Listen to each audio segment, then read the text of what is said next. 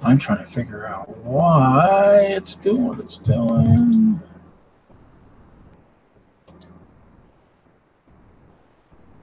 Bouncing around like that. Something's just not right.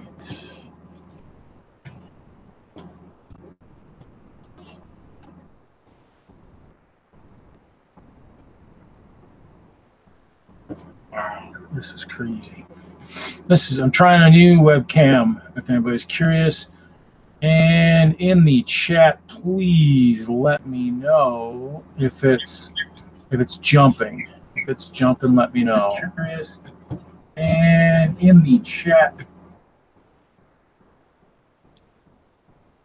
wait a minute, why is that doing that?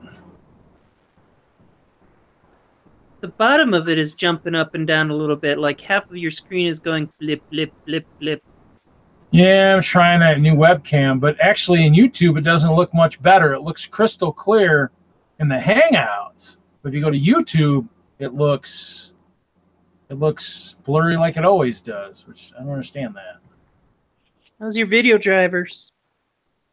I don't know. I just unloaded it. Well, that's your quality. Let's see if this does it. With the 720 on the YouTube, it didn't do much. Huh. Well, I just downloaded it all. I can always go back to the other camera. I mean, it kind of sucks that it's jumping. So that's kind of. I mean, because in YouTube, it's just as blurry. It jumps and it's just as blurry as it was before, which to me doesn't make any sense. So, hate to do this, but we will. We're going to try and just go back to the other one until I figure it out. I might have to try a different program. Let's see if this goes back. Yeah, it went back to the other one by default. Okay. Just got to get this off my head, I guess, or something, I guess, or part of my head, or I'll duck. So, I don't know. It's here. Actually, oh, you know what? Because I got my zoom. Come on. Yeah, I don't need that.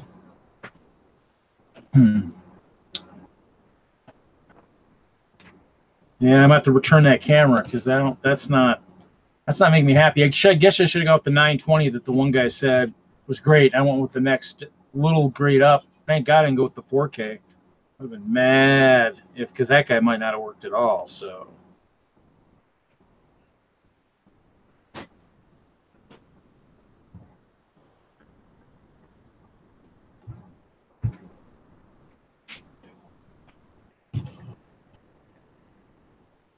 Yeah, it kind of makes me mad because I mean you'd think it'd be a nice camera. I'm missing a piece of paper from my. There it is. Because it's a 922, comes with a tripod and everything, but I'm like, I don't know. Not what I was expecting.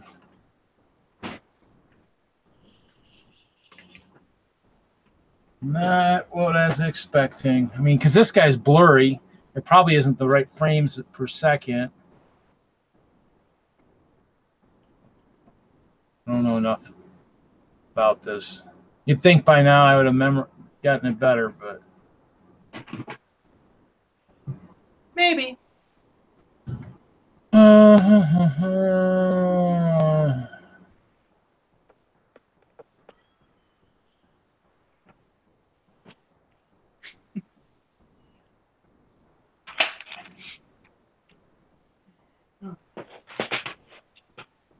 Am I working tonight?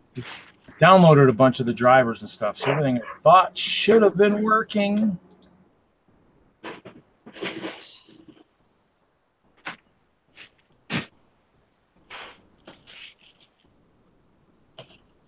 Picture.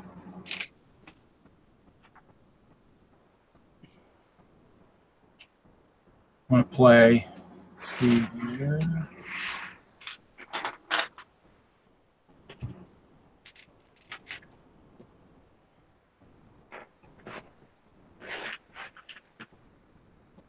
Huh. It's not the greatest. I don't know what's going on here.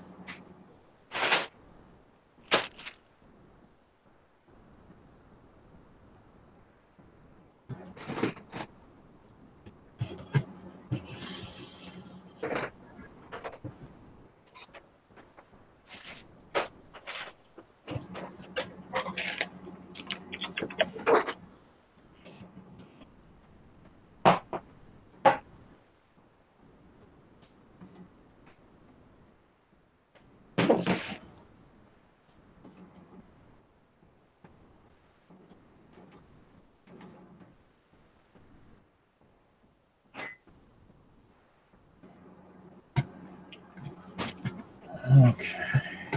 Oh, you know what? I guess. Dun, dun, dun.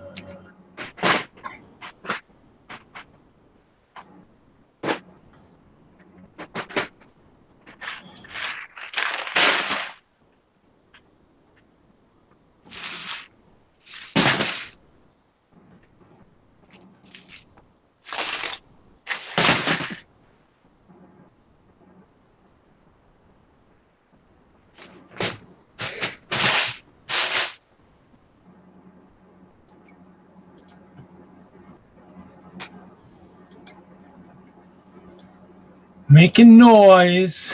Making noise. Realize I'm not as far behind as I thought I was. That's a good sign. That is. How much more do you have to do? You got the next stairwell going? No, next stairwell's not necessarily needed. Falling ice bears is always good, you know. So, but I did realize I actually had 4 full walls in a bin, and then I have my 7 over here on the shelf, and I have 5 bottoms over here. And so I just need to just build tops now for those, and then I still need to build a roof for the gatehouse, which means I have to alter that. And actually, I have one I can take apart too. So actually, I actually found a bag of pieces too earlier, and I was like, last night, I'm like, oh, I do have more pieces, okay. But problem is PayPal is on my crap list right now, super crap list. They screw you over again? No, I transposed a one of the numbers on my last shipment, and so by doing that, when they look, it shows, oh, we can't find any. It just says information to come soon, and so the problem is I emailed the guy Sunday night saying, yep, I did make a mistake. Here's the tracking number, but of course, by not going into PayPal to change it, and there's no automated thing. You'd think of a big enough company like that, they'd have an automation that after, maybe five days of after being paid, maybe they would send something to the people saying, hey, just so you know, I mean, our shipment information still shows that, you haven't shipped anything yet, Yeah. But so now I have to wait another 3 days, and I hope, because he didn't say business, so come Monday morning, I mean, that'll be about 3 days. Somebody's going to get an earful if they're like, oh, somebody meant business days. I'll be like, no, sorry, won't fly, because I got to get pieces from Europe. I need more pieces, especially headlight bricks. And I mean, Brickworld's coming fast, and so I need it fast. And so, yeah, I'm not going to be a happy camper. I would have ordered that stuff today, but I can't order it because I don't want to spend all the money I need for bills and stuff. So I got to figure out. Silly things like having to eat, right? Huh? Silly things like having to eat. Overrated. Okay. I can eat junk food. It's just not very good for me, but I only live off ramen for so long. So I guess what I'll do is I'll alter my mold, the roof for the gatehouse. Do that. and find some tiles, because I got to figure out how I'm going to do this. I don't know. I sent invites to other people. I don't know what's going on. People are planning on joining or not. I think so. There isn't much better to do on, Friday night. Unless, of course, it's, date night, Unless Kevin's got date night with the wife, or I know Ralph said he's shopping, so he's out and about. Yeah. Is, what do I have for sixes? 6 bricks. 6 bricks. 4s. Actually, here we go. They'll do this. This. Just need 4s. Shift is, thankfully the mold is transferable, so that means it'll stop at the end there.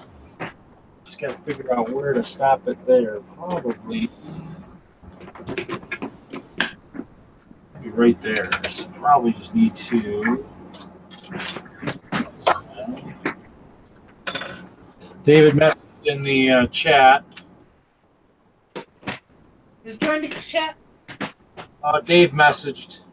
He just, he just messaged in the chat. He just said hi, and then I realized I'd send him an invite, so send him an invite. Kevin got his invite. Ralph got his. Not sure if I need to send any others out tonight. I need to probably see if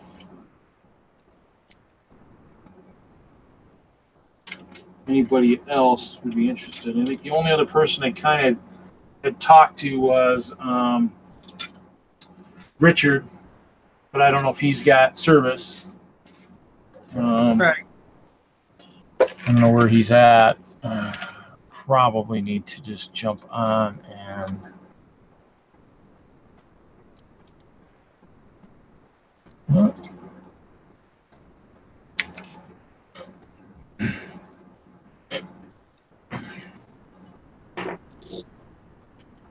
let's here. I got a page here.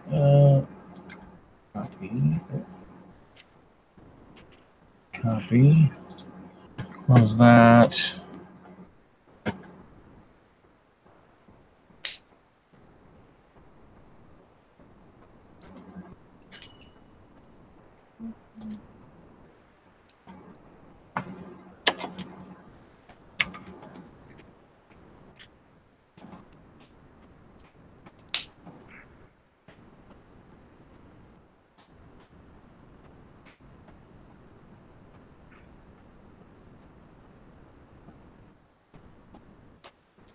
Errors. Okay. Did you get any errors coming on, Tanya? No, I just clicked connect and it just came right in and said hi. Let me try. Not sure why it hasn't saved. Let's try this. David, I sent it. Really? What's he saying? It's telling him it's not allowed. He's not allowed to join the call. What? Wonder if he's already got it active. David, you might already have an active call. Look and see if you've got multiple Hangouts open. That's the only thing I can think of.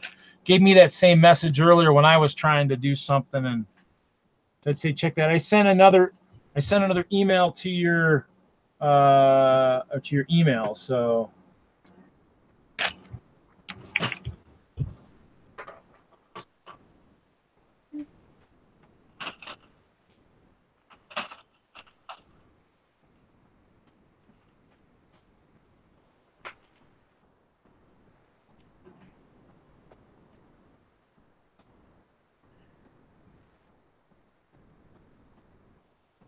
All right. So you're building. Yeah, that's probably what I'm going to do. I'm just kind of trying to link to Facebook. That way, any of the guys like Richard or those guys can do it. Now I'm working on RC cars. Yeah, I mean, I actually technically have a gatehouse I need to take apart. And so I've got some stuff. I mean, and that might be something I might end up doing. So we'll see here. Get Google Hangouts back up. I just gotta make sure I'm looking because I got 2 screens, so, which is always fun. And of course, you know, got a mess on my build table. Of course. I'm sure Kevin will be like, "You haven't cleaned that up yet." I'd be like, "No." No. I can relate to messes on the build table. Well, the problem is too is I got to figure out what happened to my other purple windows too. I'm a shy on those somewhere too. So.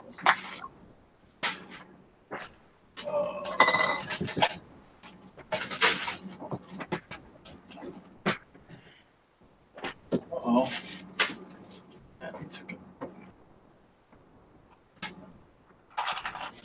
The gatehouse is so big that it's taking up so much space. I'm trying to think. Might have to do some shifting here. Oh, Kevin and his unicorns and dragons. Oh, we'll slide this over here. Slide these guys over here. Right, they don't break. Oh, almost lost the dragon. No one else has jumped in. Haven't got a text from Kevin. Don't know what's going on there.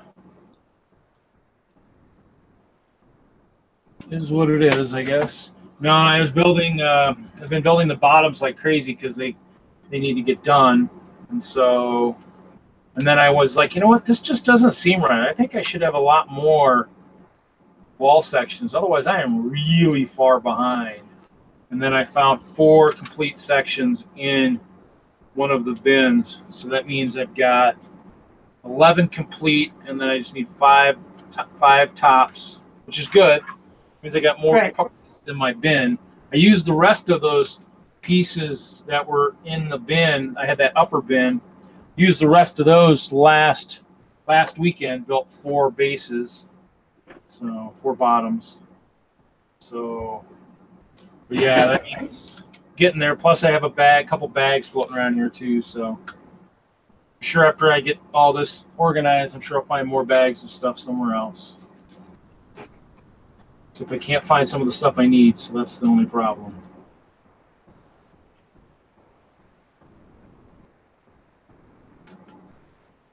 So I was hoping more people would jump on. So we could do. Now you don't have the YouTube up, right? No, I do not. Okay.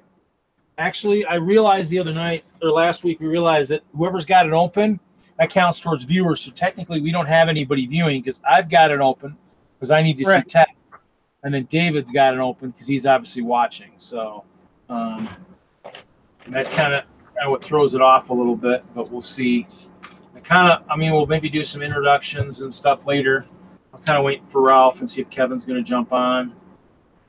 Cool. I was going to see. I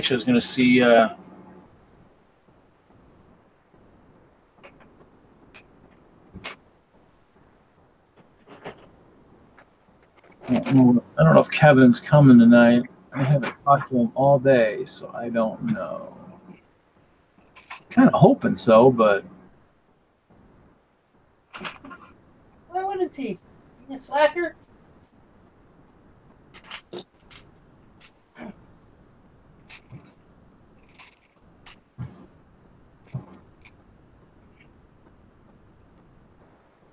You know, you look at the difference between the new Lego Technic bevel gears, the half ones, right? Yeah. Which one? I'll show it again. This one right here. Noise. Yeah. Right here. Yeah, you see this one? Yeah. You see the profile of it? And then you go back a decade or two, and you get the half one with the teeth are open and not as substantial. These will shatter in most modern builds. Modern power functions will blow these gears out. Not good. All right. Why you use the new stuff? So Kevin's watching for now. He's got to keep quiet. I'm guessing that means everybody's trying to go to bed in his house. That would be my guess. I'm sure he'll tell me if that's correct. He's got to sort. He's going to sort, clean, and listen for a while. Hopefully, he can hop on in an hour or so. Cool. So it's just me and you, and Kevin goes. If David can get on, I guess so. I guess we could do some stuff that way. There's maybe it's not all at once, but I mean, I was gonna kind of do some maybe introductions tonight and stuff. I mean, obviously, everybody I'm sure would love to know who I am, but hopefully they already know who I am. Mr. Dude that's just sitting on the screen building weird transparent castles. Who are you? So basically, I figure I'll do it. So we're 4 weeks in. So at this point, it should be a good time to do introductions. I'm Reed Yaeger. I just turned 50 on our, I think, second Friday Night Bricks. I have the giant Hope Castle in translucent bricks. Don't really have any other mocks. I've got a few. I've got a clear tower, got an old bus somewhere. Do have a pretty substantial collection. I have a nonprofit called Assembling Hope, a logo designed by Kevin Hinkle, who might be joining us later this evening.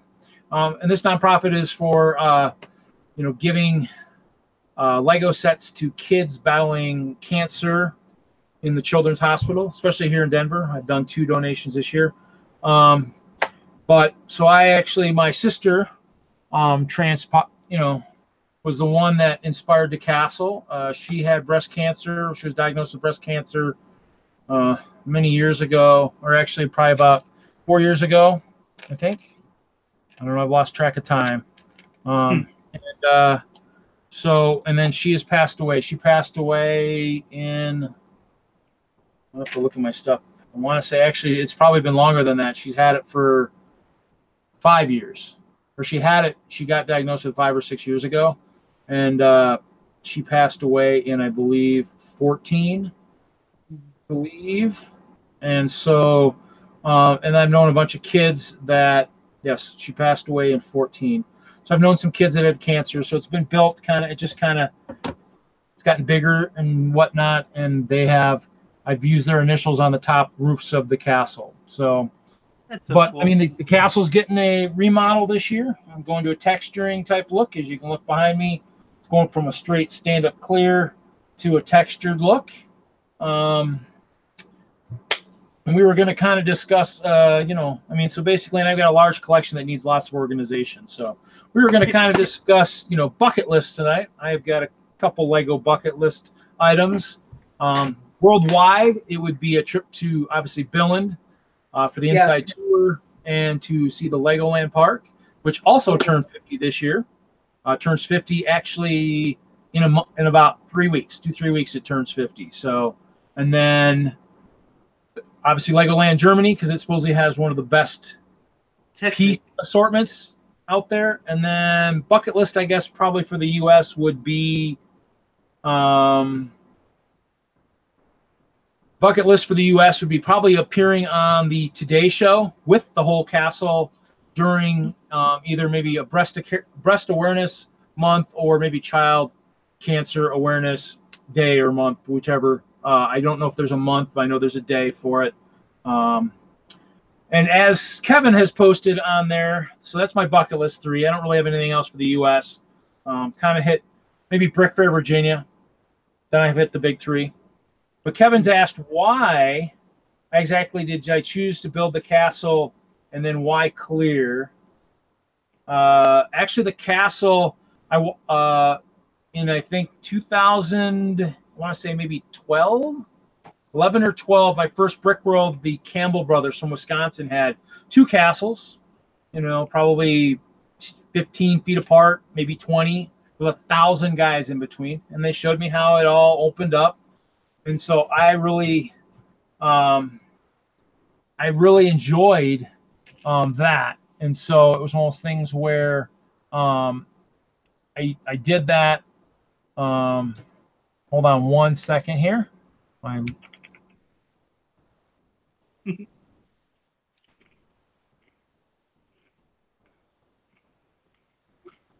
so basically, and they showed me how it opened up, so I was going to try and do that. I had a larger castle, Hope Castle, about this big. I was going to try the same thing. But what most people don't know about plates is plates don't really, even though they look like they're straight, You're not. Even they might be a little crooked. That's why I use a lot of molds now. So they might be off just a little bit. And so unless you build the mold all the way up on the inside and maybe the outside, so at least the inside, so it's perfectly straight, you can't drop modules in. And so that, I mean, that kind of was scrubbed. There's pictures of it out on the website. But clear, after seeing World of Lights at Brickworld, I figured clear would light up really well. The keep was really bright when I had just the keep. With the life lights from Life Lights, you know, I had a bunch of the RGBs that would change colors. Probably the second or third year I was at Brickworld, I got a bunch more life lights. So I mean, I had, I don't know, 50 modules. Mr. Hinkle, who's watching now, has all of those. And I went to the rolls of LEDs because it was much cheaper than the life lights, and it just lit up that a little bit more. And so it was such a nice thing. And when you see it at World of Lights, when it's lit up, I mean, you can see why the clear is good. Now, I'm mentioning this year with the texture to see if it'll light out more for the inside where it's clear than maybe the outside. The outside might be a little bit more speckled, but that's kind of why I enjoyed the clear. And basically, I'm running out of clear plates because they haven't been on the wall in the pick-a-brick wall for about, I don't know, 2 years maybe at this point, 2 years. So I've only got what I got. And so, like this bin right behind me here, this guy right here is pretty much almost all of what I've got for 1x2 clear, with the exception of a couple gallon bags. And then I also have a gatehouse that needs to be dismantled with an old roof. And then, of course, I think that was it. I mean, that needs to be dismantled. I do have an old gatehouse or an old barn for Jim's barn, but I don't know if I'm ready to dismantle that yet. So, but that's kind of me. And Tanya, would you like to do an introduction, since I'm sure people would love to know who my fellow Denlug member is? I'm a new Denlug member. November. I insinuated myself into your group because I wasn't getting any response. You guys have the Yahoo group. I wasn't getting any response from all of the requests I'd made. So I found out where you guys were going to be, and the Hobby Expo is something, even if you weren't there, it was something I was planning on going to for the RC stuff. And so I showed up, and I had Junior, my little robot, with me at the time in my Harley Quinn backpack, and I was wandering around, and I found you guys, and I literally just insinuated myself into your group. I showed up, I said hi, I pulled out my robot and started chasing kids around with it, and the rest is history from there. Now I'm nominated to be the secretary. What the heck? I don't know what that is about. But hey, whatever, right? Yep, voting is tomorrow. That is true. You're going to be there. Is Ralph making it tomorrow? Oh. I do not know. Should I be a little more formal on my introduction? I'm Tanya Kuzara. I am a Technic builder. I also build in regular brick as well. I like interactivity. I like to have things that move, and I love when kids can see something, touch something, make something move, push a button, and have a reaction that they can react to. With the robot I was demoing last week, I have a first-person view camera on it, and I have a pair of goggles. I can hide behind a table, chase the kids around. They don't even see who's controlling it. and their reactions to it is so it's just amazing to watch the kids react to the robotics and go, oh my gosh, it's autonomous, it's waving at me, it's looking at me. It's just so much fun. I like science and technology. I'm a STEM career person myself, so I'm out there trying to make things better, and got a mechanical engineering background, even though I don't have my degree, but I have a background in mechanical engineering. I have most of the classes for it. It's just money to get the last few tidbits out of the way to get it going. But working full time and trying to finish a degree is almost impossible. This week alone, I did 2 11-hour shifts. So yeah, it can get frustrating. Other than that, my goal, I love Lego trains. I bought my first Lego train when I was 17 back in 1992, 93. It was a long time ago. So there I go, aging myself.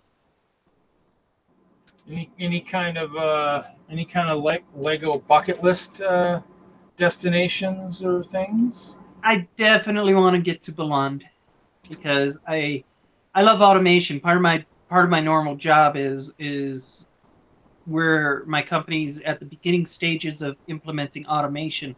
A lot of our processes, we're an old company, and a lot of our processes are still hand fed, hand manufactured, lot of human labor involved.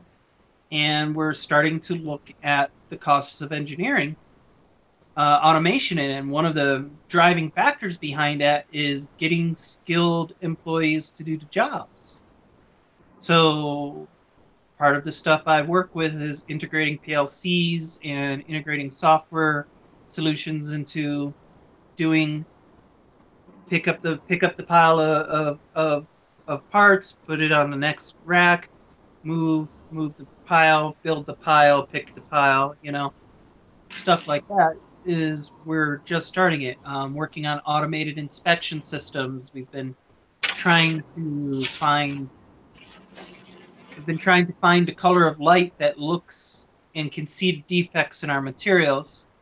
And it's kind of tough because our materials tend to be white, and when they're white, most of the lights tend to make it look transparent because it's white, and then you put a light on it, and then you realize it's not solid. It actually absorbs light. It's really interesting.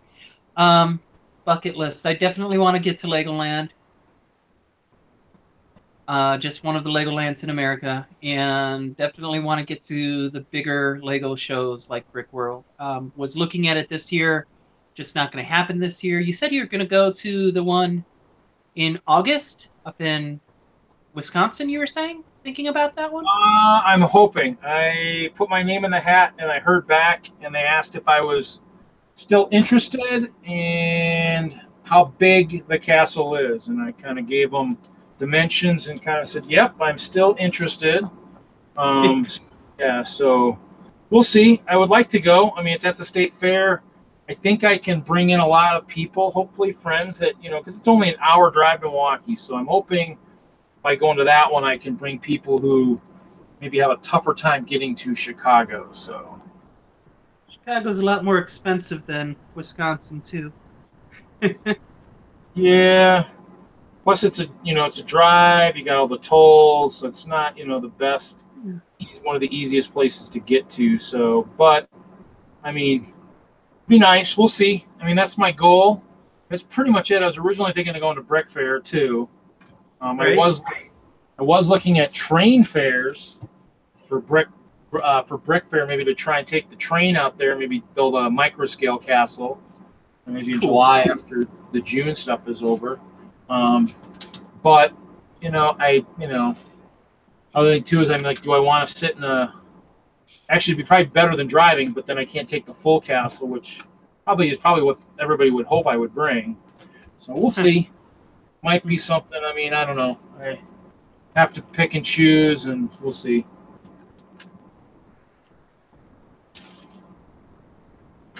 That's pretty much it.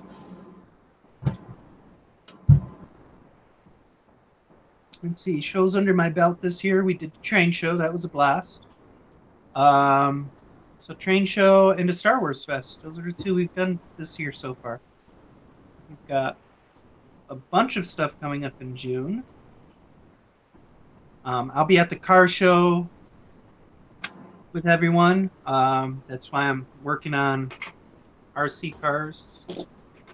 My differential moving. And What so was I'm that? working on RC cars. Yeah, my differential. Yep, David's still having problems connect. So he's doing it on his laptop. It connects. I see your connections briefly, and it stops with errors. So I don't know what's going on. Reboot. Rule Rule number one of solving a troubleshooting computer: turn it off, turn it back on. Yeah. So I would lift up my current creation, but it takes forever to do this. So I'll just kind of bring it over here. Of course, nothing ever works very well here because everything is too bright. I don't know what it is. So yeah, so this camera really doesn't work very well. There we go. You can kind of see it. It's just the plates. This is the gray tiles. Maybe I need a different color underneath. Maybe purple would maybe work better. So, and if I get that other webcam to work, that Logitech one, it'd be great because that one was, but just like anything on YouTube, it just doesn't, for some reason, it's not showing up. So I might have to figure out if I'm using the wrong kind of software to make it work. What software are you using? I don't know. Just going through the Google, but I don't know unless I'm using XSplit or something. I don't know. I don't know what I'm trying. Yeah, yours is crystal clear. Believe it or not, you know what's funny? It's just my phone. Oh. It is just my phone. Well, I mean, I have that. I mean, I have a Logitech or a creative camera I'm using. I thought it was pretty good. I mean, it might be something. Let's see, where is the?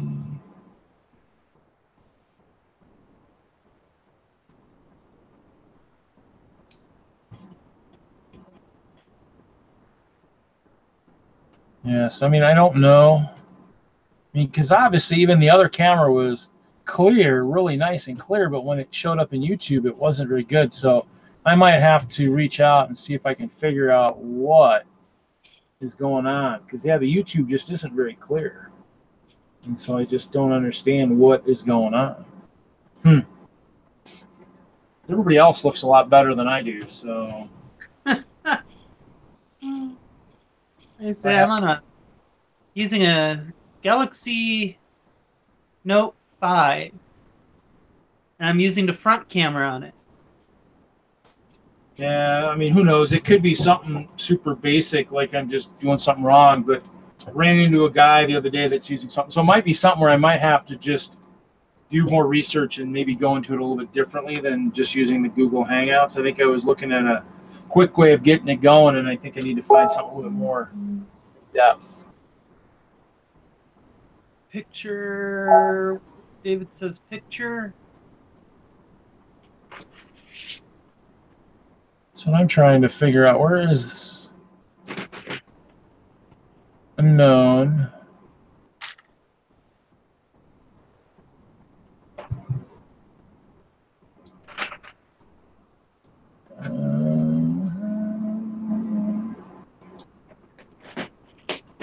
I don't know what's going on because he was hooked up last week, so I don't know.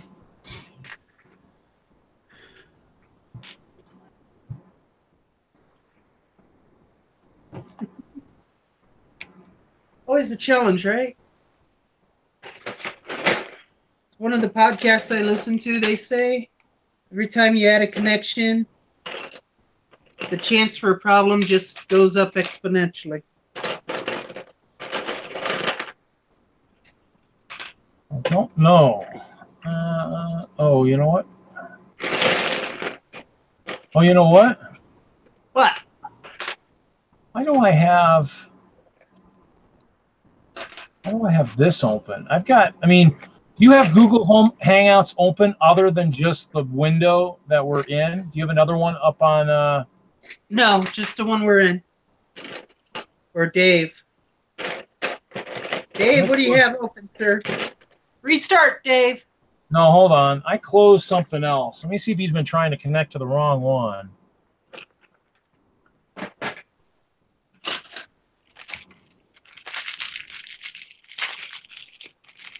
Fortune cookie. I had one open, and that might be where he was connecting to. I don't know. I'm trying to get that camera working, and I had all kinds of windows open. So, I mean, it's possible maybe I had another one open. What the heck?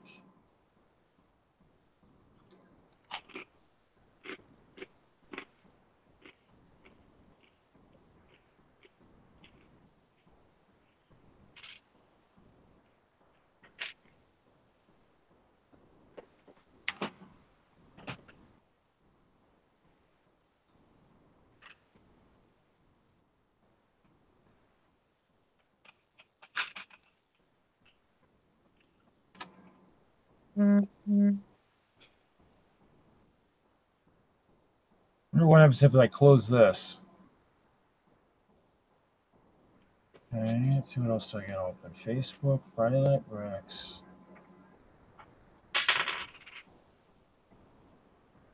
Okay, now I only have this one open.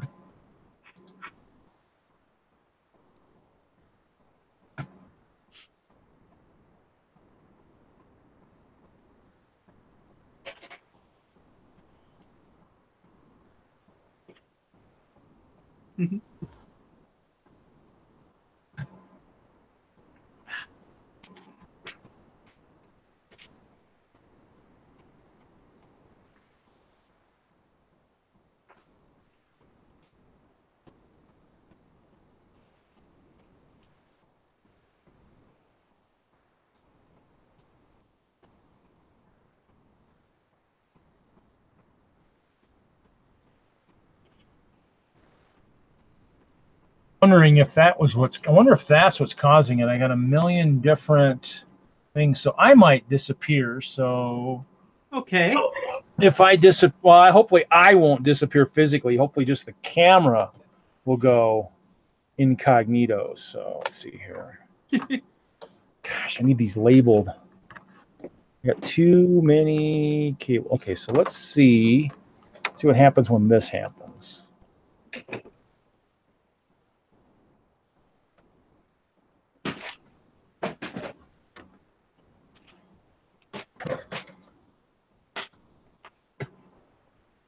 The video is out for now.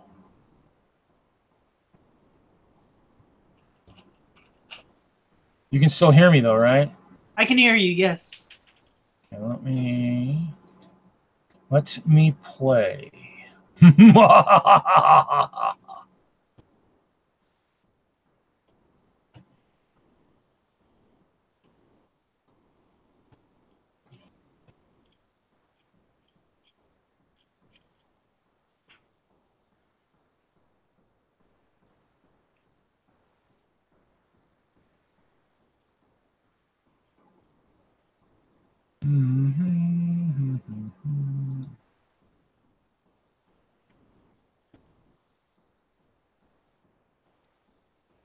It's still gonna jump.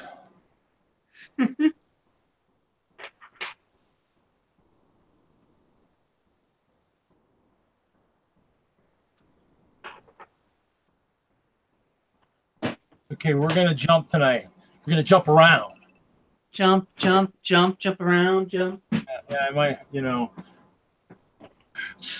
Hey, maybe Logitech will chime in. Maybe does anybody know Logitech? Can we get any connections to know Logitech? They could chime in and tell me how to make this thing work a little bit better. I do not. I'm afraid.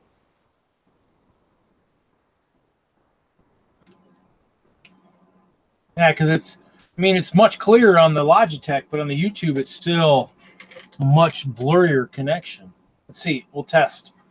On the call, let's see how well the brick shows up. Yeah, see, look at the brick on the call now.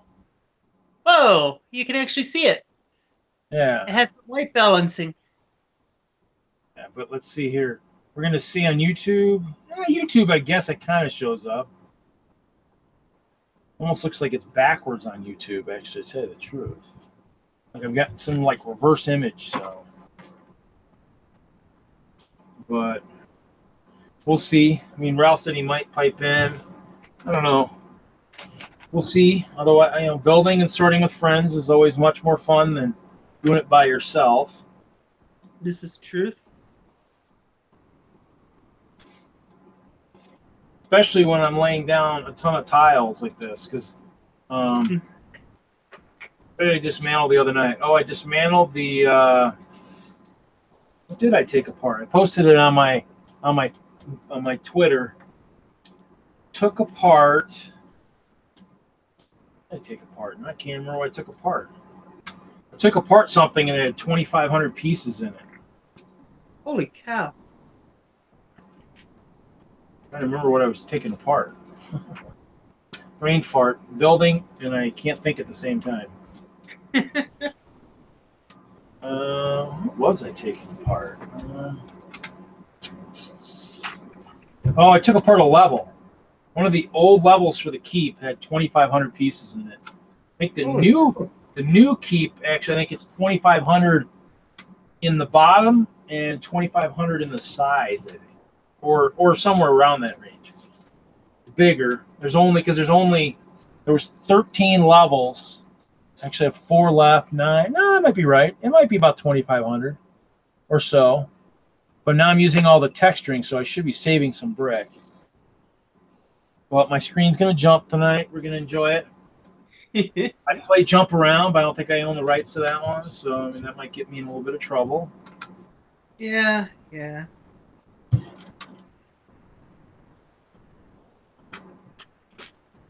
I can't fix my jumping, I might have to do that.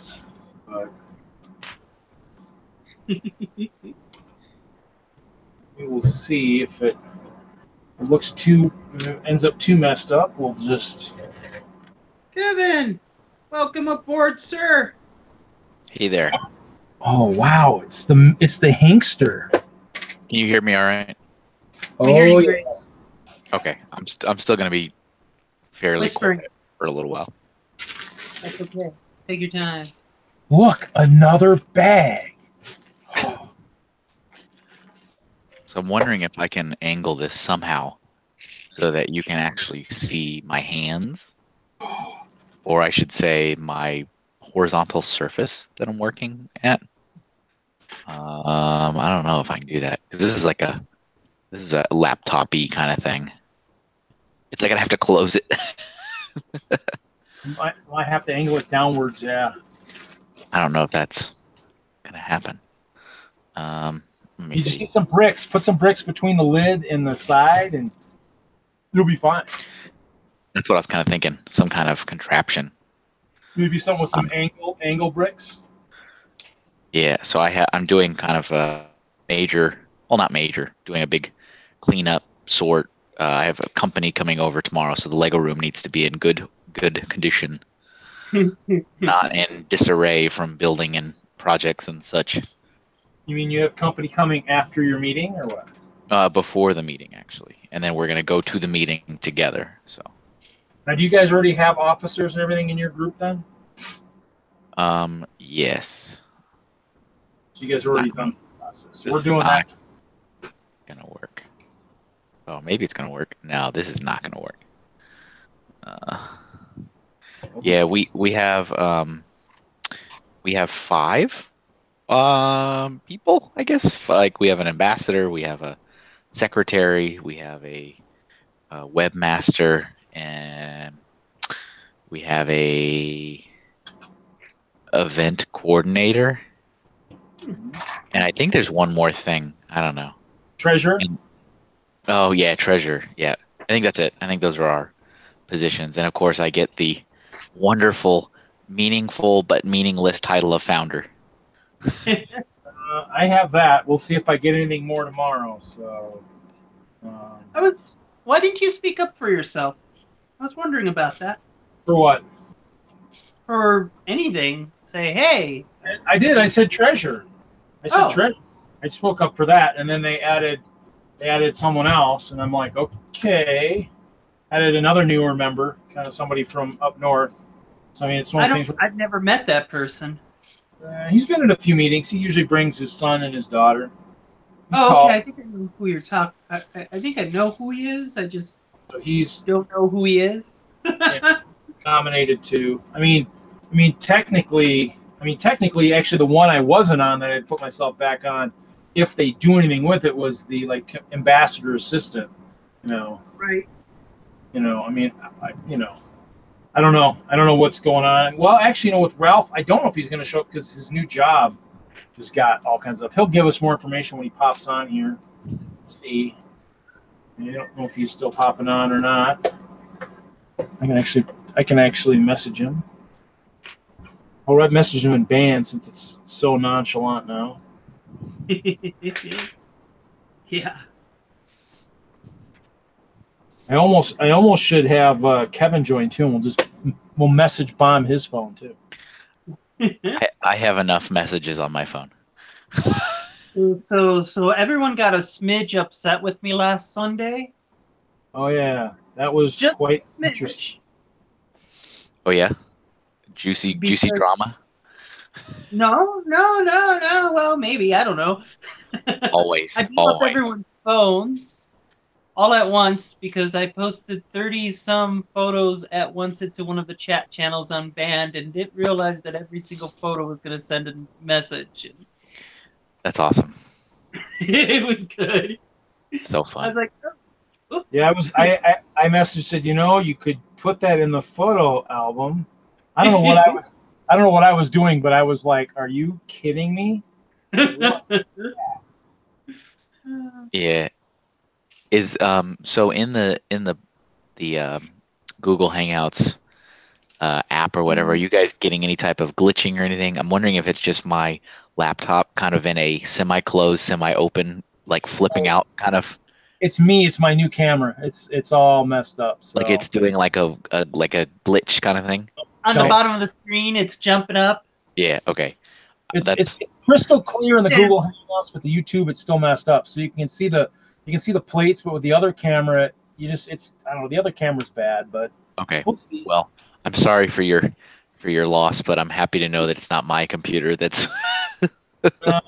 It's that nice $100 web camera I picked up today that has glitches with Google Hangouts. So. Nice.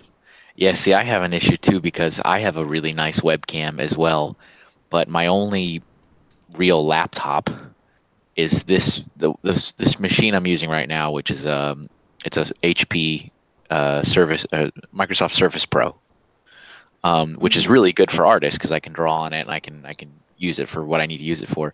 But it only has one USB input on it, and so I don't know. I haven't really done a lot of research, but I think I can find a way to get like a split or something. But I haven't done it. Yeah, see, I haven't done a lot of research into it. I just know that it has one, and it's annoying because I usually use the one for my wireless mouse, and so it's like, so I need to get a thing. Yeah, I've actually got two. I've got one hanging right here, like a USB thing that's actually wire goes up and over, and then I got one behind it that's got a 4 in there too. So both cameras were plugged in, but by default the Creative takes over, so I unplugged that one. But I mean, I got my mouse in that, which actually should be in the computer, but I was using the mouse over here with the screen for a while. So yeah, that's awesome.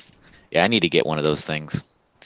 Yeah, I mean, they're pretty cheap. I mean, you can find them, everywhere. I mean, there is probably some that are powered too, so you don't end up pulling the juice through the laptop, but Fancy. So I'm currently disassembling the Philly Brickfest event kit that I built last time we were on this stream. Oh no! I'm taking it apart because I don't keep things together unless it's a mock. Right. And you so said that last week. Said that. So this is all getting taken apart and put away. As well as I opened up a Go Brick Me set because I only needed the glasses element. That was the only thing I needed out of it. Which one, the round or the square? The square ones. Nice. for myself. Nice. So now I have the rest of the content sitting here that I need to sort out. The Brick Me it's a good valued set, honestly, and was much more fun and amusement than I thought it was going to be because I'm not a big Brickheads fan. Yeah. But I was grotesquely entertained by it. It was fun. I built myself, and then I built my boss because yes, I can suck up once in a while too. But Yeah, it's kind of like with the brickheads. You, I don't know. I feel like you eventually everybody will cave in because it's just like either it'll finally get that property you like, or I don't know. There's an element you want.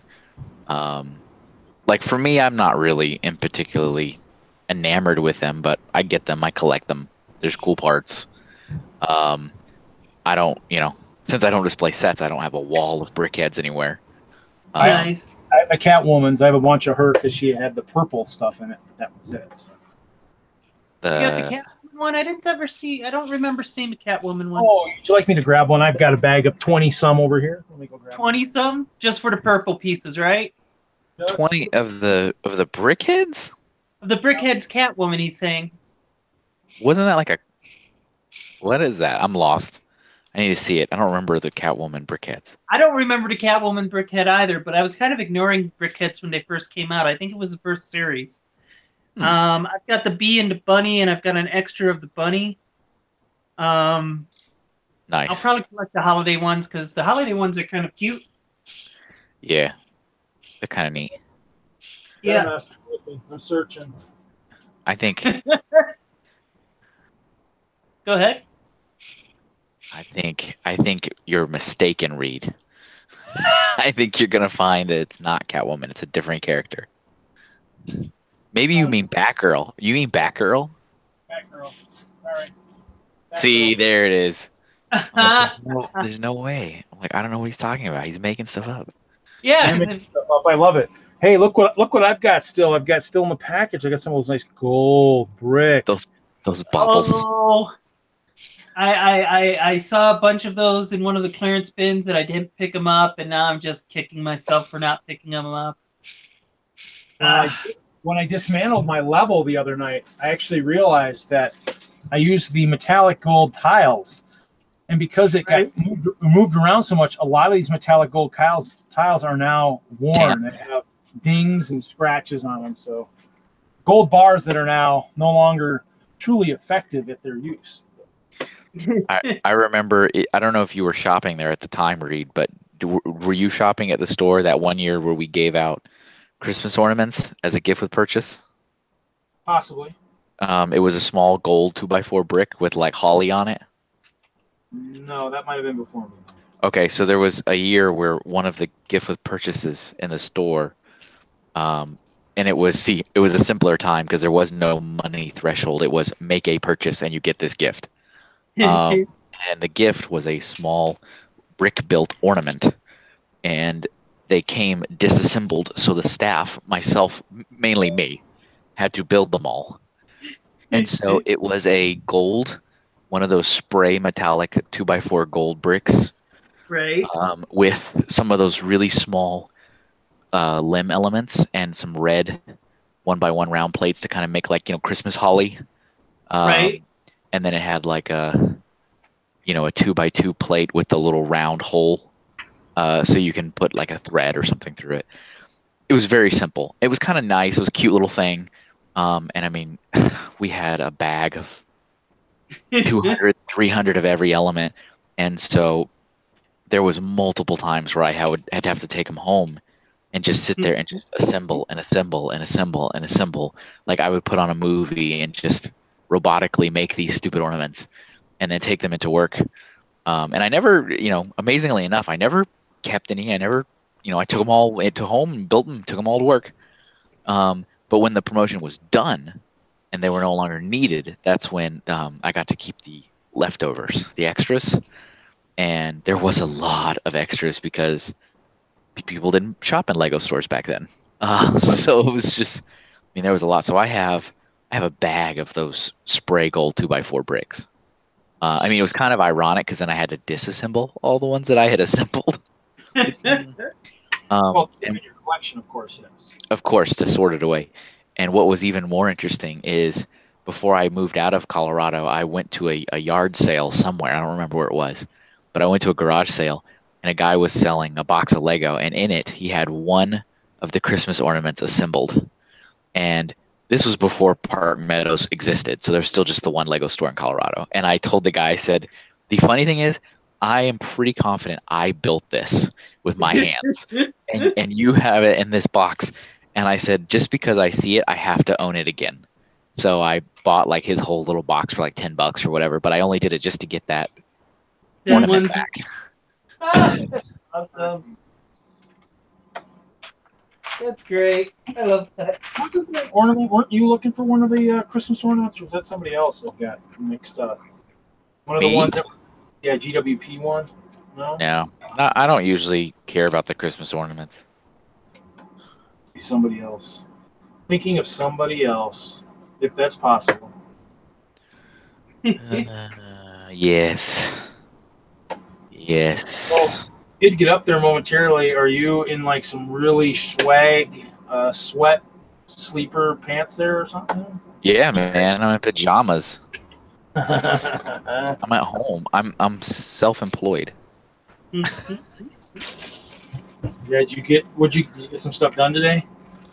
Oh my goodness. My legs are killing me. I had a busy day today. Did you mow the lawn or something? Yeah, I did that too. We did not we, I did grocery shopping. I did laundry. You know, we don't have you've been here. We don't have a functional washing machine, so I have to go to the laundromat. So laundry for the family. I have a family of 5. So so laundry, grocery shopping for the week, mowed the lawn, and mowing the lawn itself takes like 2 to 3 hours to mow the stupid lawn. I just have a little push mower. Reed knows. He's been there. He's used it. I think there's a video somewhere floating out there on the internet of me doing something, or a photo at least, maybe. There's a photo. It's so funny because when Reed came and visited me, I told him, because he stayed with me for a few days, and one of the days I said, I have to mow the lawn, man. Like, chores don't stop because you're here. And I was like, I mow the lawn. And so, I mean, I mowed most of it, and I was really tired. And he goes, let me do some of it. And I said, I'm not going to stop you from mowing my lawn. And so I let him, kind of finish it up and do like, I don't know, maybe 20 minutes or so. And while he was mowing it, he's like, you should take a picture of me and post it online saying I'm mowing your lawn. And I said, I should do that. And so I took a picture of Reed mid-mow, and I put it online. It was so funny because then everybody was like mad at me, and they go, he's your house guest. How are you forcing him to mow your lawn? And I was like, he told me to take the picture. That was a requirement of staying with you, is that you had to do manual labor. Yeah. So yeah, my legs are killing me. But yeah, I did all that stuff because normally Saturday is actually my chore day. I do all my chores on Saturday, but because we have the conlug meeting tomorrow, I mean, that just wipes out the entire day basically. And so I have to move up all my chores to Friday so I can have Saturday free. Here we go. Look at that. I'm getting there. I'm actually working on the cross ones. You can kind of see them there. I tilted just the right way, so I'm going the other way now. Well, yeah, I mean, I've got a meeting, and then I got to go work at the bowling center. And it's ABT Nationals. I think it's doubles this weekend or something. So it's going to be a zoo at the bowling center. No, not much open bowling. I don't think any open bowling, but lots of bowlers that are good trying to win money. So don't feed the animals there. I try not to. I'm feeding myself.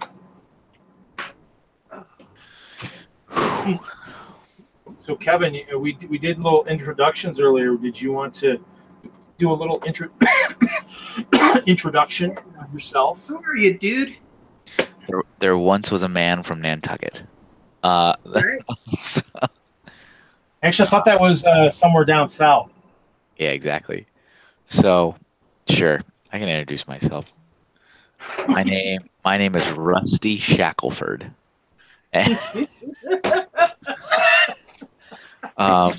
So no, my name is not really Rusty Shackelford. It's only Rusty Shackelford depending on which government database I'm going into. Um, my name is Kevin. I am an AFL. I have a problem. Hi, Kevin. Exactly. Exactly. So I've been I was into Lego as a child, like every other child. Some of my favorite themes back in the day were um, the city police sets. I used to like the police sets quite a bit. I remember liking the Western. Western was my favorite Lego theme, Hmm. and it was the original Western, not the second wave where they introduced all the Native Americans. I was never really a fan of that. I was more a fan of the Cowboys and Bandits. Like that was I was all about it. And then the second wave came out with like all the peaceful Native American tribes, and I'm like, what is this? So I didn't get any of those sets. I just stuck with all the original ones. But really enjoyed Western. I enjoyed some of the space sets, like Insectoids. If you remember those were like the futuristic alien slash insect, and all the ships would look like bugs. Those Um, were fun. I occasionally come across pieces from them, and I go, these are neat. yeah, there's one ship in particular that I need to reacquire. It had like a you would call it like a power functions today, but it wasn't called that back then. But it's got like a block, and it has two like translucent prongs, and it makes sounds, and it has lights in it, and it makes like a weird like a maybe like a cricket chirping kind of noise or something. I know And the box you're talking about. I yeah, think that's going for like $30 or so. something stupid. Yeah, so I need to get whatever the set that was in. It might have been in a couple sets. I need to get that again because that was a lot of fun. Um, I also remember the Aqua Zone, like Aqua Sharks. I like the Aqua Sharks a lot. I didn't really like the other factions as much, like the Manta Rays or the classic Aquanauts, where it was like yellow and blue. I really like the Aqua Sharks. That was the best. Um, so did that. I gave my collection to my little brother and little sister when I became older. So I did have a dark age. It wasn't really a long dark age, but I guess it was like a normal dark age. Um, 10 years, I guess. And so the reason I got back into Lego is because I moved to Colorado for college. So I went to the Rocky Mountain College of Art and Design. I know that And school. that's yes, my school. That's my old that's my alma mater. Um, Sweet. it was different though. Back then it was still private. It's not a private owned college anymore. No. It got sold to Full Sail University, uh, Uh, which is, a much kind of broader, blander kind of art school thing. yeah, no. I Yeah. remember I had some friends who taught there, and I had friends who graduated from REMCAD. Yeah, I really enjoyed it. I thought it was a really nice, small, kind of intimate school, and everybody Yeah. really seemed to care quite a bit about the students. I Yeah. hear,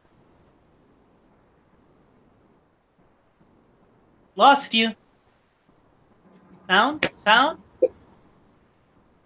Can you hear me? I can't hear you. We lost Kevin's sound. Kevin, did your batteries go dead on your headset? hello? Yeah, There you are. What happened? Did I mute? Did I lose you guys? You You just did. you You just stopped mid sentence, just dropped Okay. off.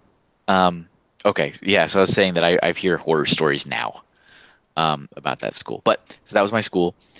And so I moved, and while I was in school there, like any good college kid, I needed a job. And so I went to the local mall, which was Colorado Mills. Yep. And because I honestly remember sitting there in my apartment, um, with my wife and my very young child going, I bet you someone in the mall's hiring, because malls are always hiring. Oh yeah. And so we just got up, went to the mall, and had a day at the mall, and I walked around, and I found out there was such a thing as a Lego store. I had no clue there was such a thing. Never knew of that. And of course, I remember they had right up at the front the Imperial Star Destroyer and the Death Star 2, like big sets, like the big $300 sets.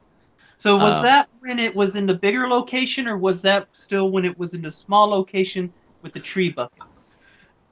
Yeah, it was we had the little like trees, the little pick a brick tree, I mean, it wasn't beautiful. It was a concrete floors. It was an ugly store. Oh yeah, it Um, was horrible. I mean, I didn't know. I saw it and thought it was beautiful, but I had no frame Oh, of it was reference. beautiful. It was beautiful in. Its own way. Let's just leave it there. We'll just we'll leave it at that. And so I went in. They were not hiring, but I was like, well, that was cool. I remember I bought a Darth Vader keychain, and then I left, and I ended up getting a job at Off Broadway Shoe Warehouse in that same mall.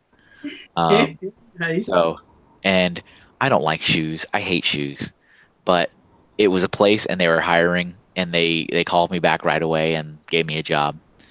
I was the Al Bundy. It was just terrible. Yeah, but I So, bet but your wife liked you working there. I bet. she did. She loved it. I mean, shoe discount. I never used that shoe discount on myself one time. It was all her. She used it every time. Um, so one day, I mean, I told the people that I worked with because I had a good relationship with them. I said, "Yeah, this wasn't exactly my first choice, guys." um, and I said I really kind of was hoping to either work maybe at GameStop or Lego store, like something that seems kind of interesting and cool. And As a one, normal red-blooded American boy would want to work. see, exactly. And it was destiny because one day, one of the assistant managers of that shoe store went on his break and he came back and he stopped me. I was at the register and he goes, Kevin, I really hesitate to tell you this because I don't want to lose you. I said, okay. But I went to the food court to get lunch and I walked by the Lego store and there's a now hiring sign in their window. And I said, well, I Nice quit. knowing you. I quit.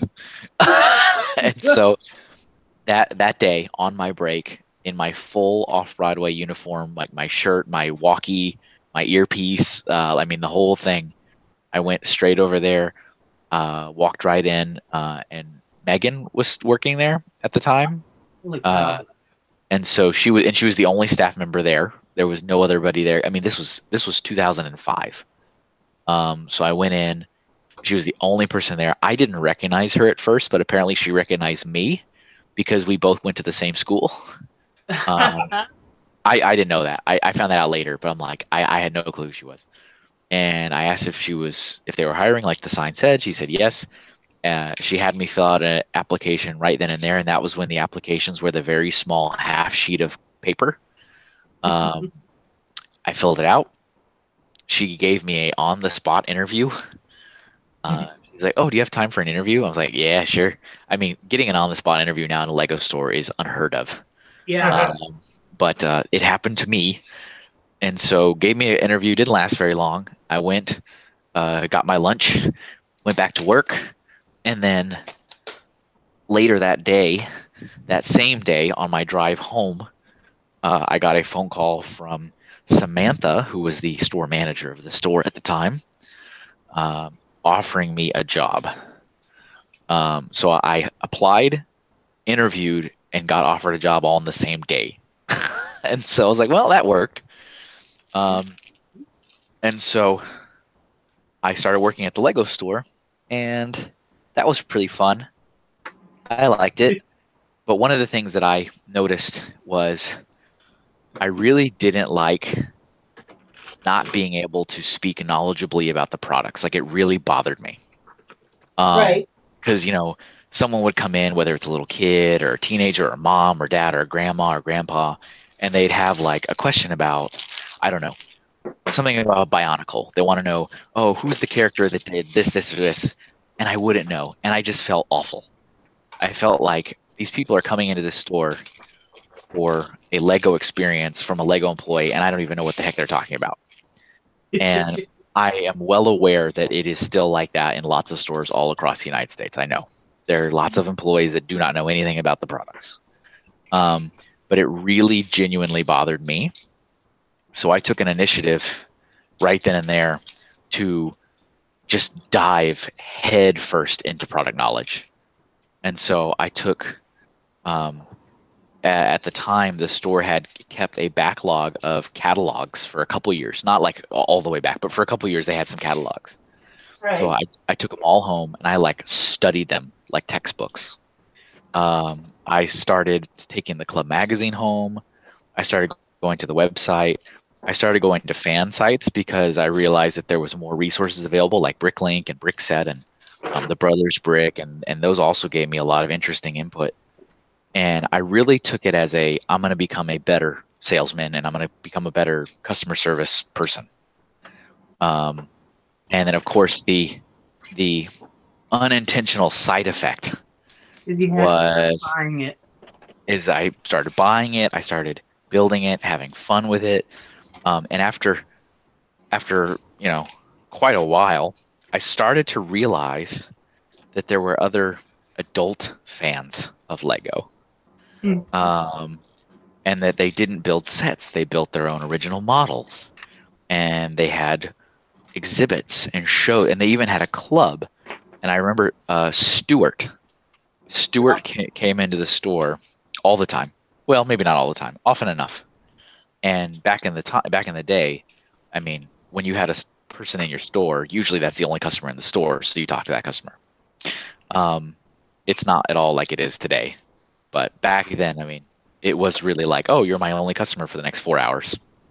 And so Stuart would come in, and he would spend hours at the pick-a-brick trees, building and fiddling around with bricks and figuring out a project he's going to do. And so we would just talk.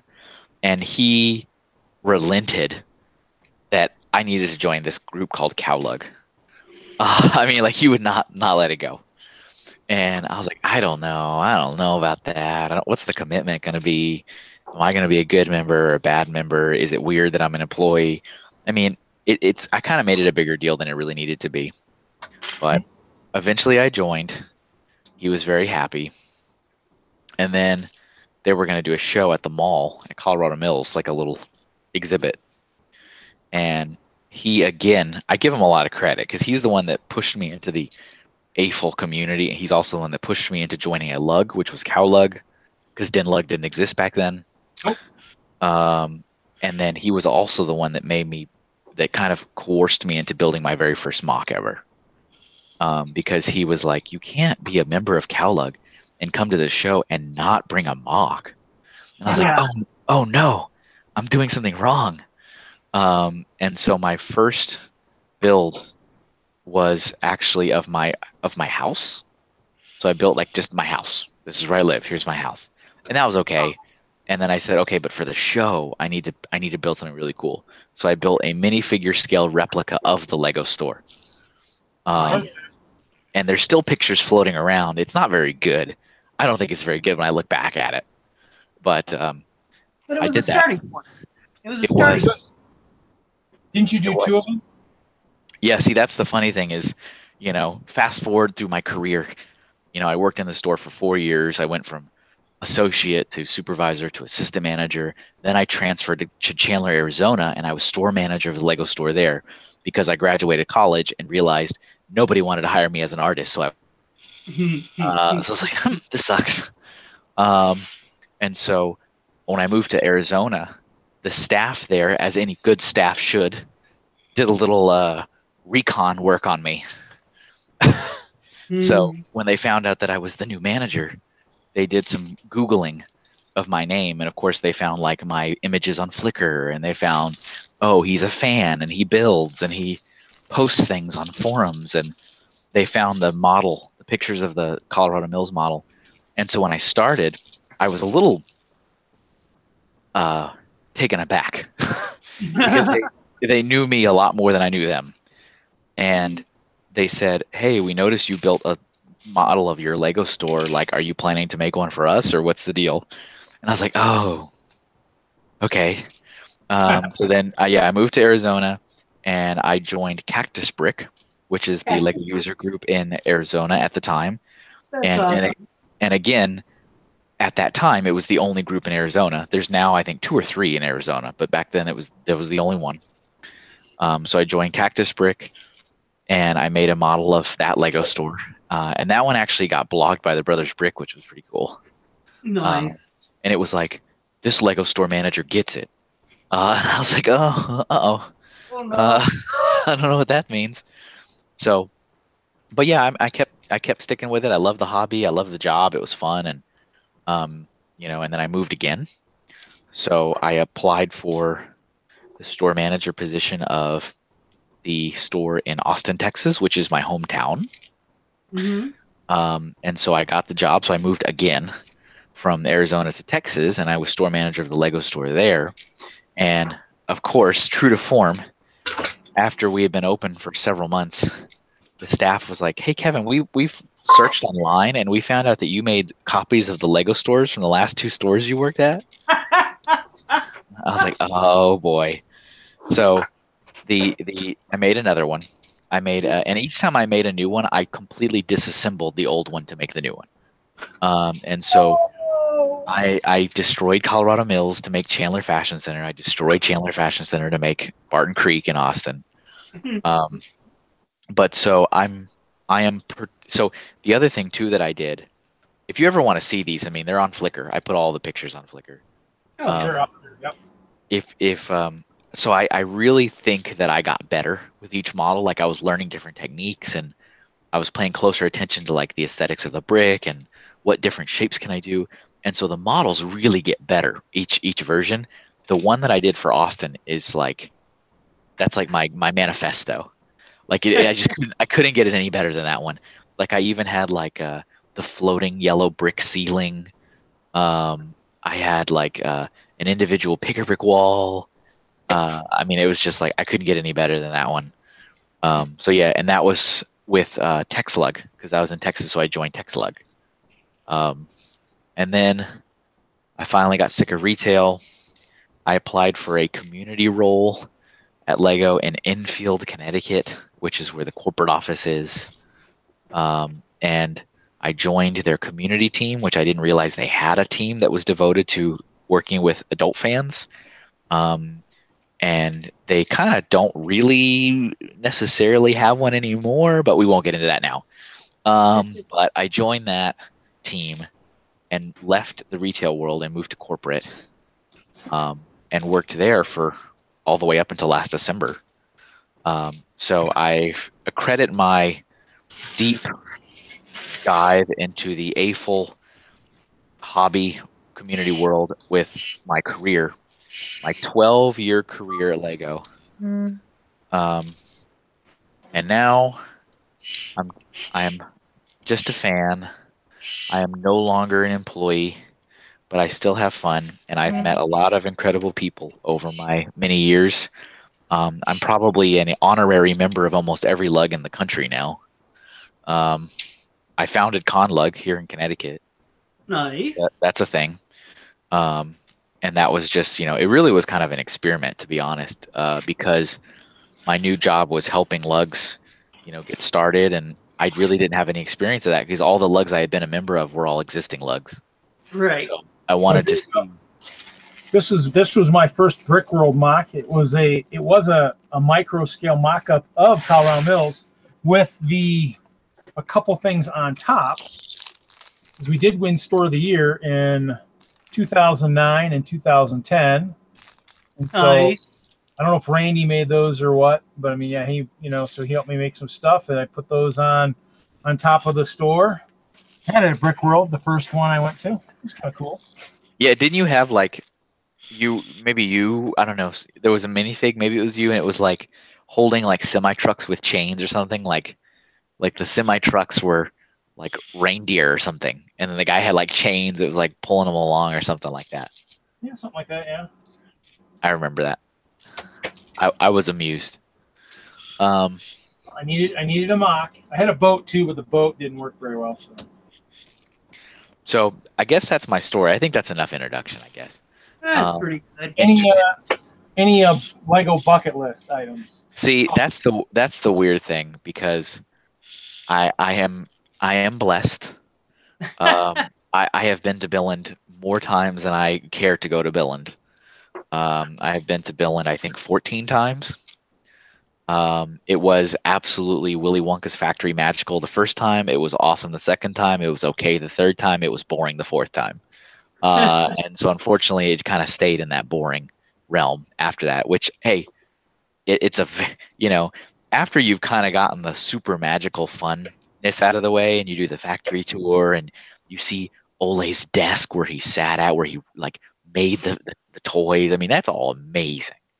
But then after you've seen it, and so then you're like, okay, it's a very, very, very, very, very small village in the middle of Denmark with 2 restaurants, and they both serve the exact same food, and nothing is open past like 6 o'clock. There's no Walmarts. There's no big box stores. There's nothing to do. So I have done that, which I know is on a lot of people's bucket list, and I've done that. I have been to Legoland Billund several times. I've gotten to see the factory. I got to meet Kel. I've met Kel. I've met Jorn V. So those were huge kind of bucket list things that I've already done. I would like to go to Legoland California one day. I've actually never been there. It's silly enough that I've gone to Legoland Billund more times than I can count, but I've never been to the Legoland in California. Road trip. So that would be cool one day. I'd also like to go to Legoland Florida one day. One of the things that I really wanted to do back in the day was get one of my sets through Lego Ideas. And I did have a Lego Ideas project up before they made the rule that Lego employees couldn't submit. So that didn't used to be, that wasn't a rule when Lego Ideas launched, and I checked. Like I checked and I asked, and it was not a rule. So I had a Pokemon project up that got up to 3,500 supporters. And then they changed the rules saying Lego employees could no longer submit, and they had to archive it. Now I can put them up again because I'm not an employee. So I'm thinking about maybe trying something, but now Mega has the Pokemon license, so that kind of that was disappointing, but you know. Have you? So here's a confession time. I have several of the Mega Constructs Pokemon sets. I understand, and I really looked at them hard, and I'm just like. So I bought them kind of for the novelty of having them. Right. I didn't open any of them. They're just still sealed and they sit in the corner. But I wanted one of them. I wanted to feel if the brick quality has changed. I wanted to see, but I didn't want to open one of the bigger ones. So I went and I bought is it the one Mega of Constructs or is it the Mega Block? It's Mega Constructs because so here's the thing. You know, Mega Blocks was purchased by Mattel. Right. Or I should say Mega Brands. And so Mega Brands has the Mega Blocks property. And one of the things Mattel has done in the last year or so is they've decided to rebrand Mega Block Toy. So if you go to like the preschool aisle, you'll still see Mega Blocks. You'll see like the big, the zipper tote with like the giant thing. It's Mega Blocks by and they put on their Fisher Price logo on there too. So it says Mega Blocks by Fisher Price, which is owned by Mattel. But the original, like the Mega Blocks that we all kind of know of as fans, is now Mega Constructs. Gotcha. So I bought the really small, like little Pokeball set to make a Meowth. And I said, I'll open this one. And I did. I opened it, and I was very, very impressed with the build. The clutch power was perfectly fine.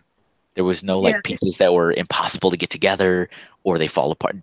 Wasn't there? I remember that quality of Mega Blocks, so I still have scars. Memory, yeah, scars. We will say it's just outright scars. And when I see Mega Blocks in a bulk buy, when I buy a used set of brick, and I find Mega Blocks, they just go straight into the trash. And you know what? I'm right there with you. And so I was very hesitant when I did this, which is why I wanted to open the small one and not open one of the bigger ones that I kind of bought just for the novelty of having the box of having it. And I was very impressed. It was you can tell that Mattel has been pumping millions of dollars into their R&D into that. And so now Mattel does good things. They do good things. I'm think I'm gonna open my bigger ones now and start playing around with it. If you're Pokemon fan, do it. Here we go. I'm on level 3 now. So just cross-memorying them and getting it ready. Usually to make it secure, it's about maybe 4-5 levels. Oh, you said something earlier that before I was on that I was like, man, we should totally turn that into a thing. It was right before you started the introductions, and I think what was the phrase? Let me introduce who I am, and then it was like, who's this crazy guy that sits in his basement and builds clear castles or something? I need to go back and listen to what exactly that phrase was, because I'm like, that is the phrase that should be on his shirt.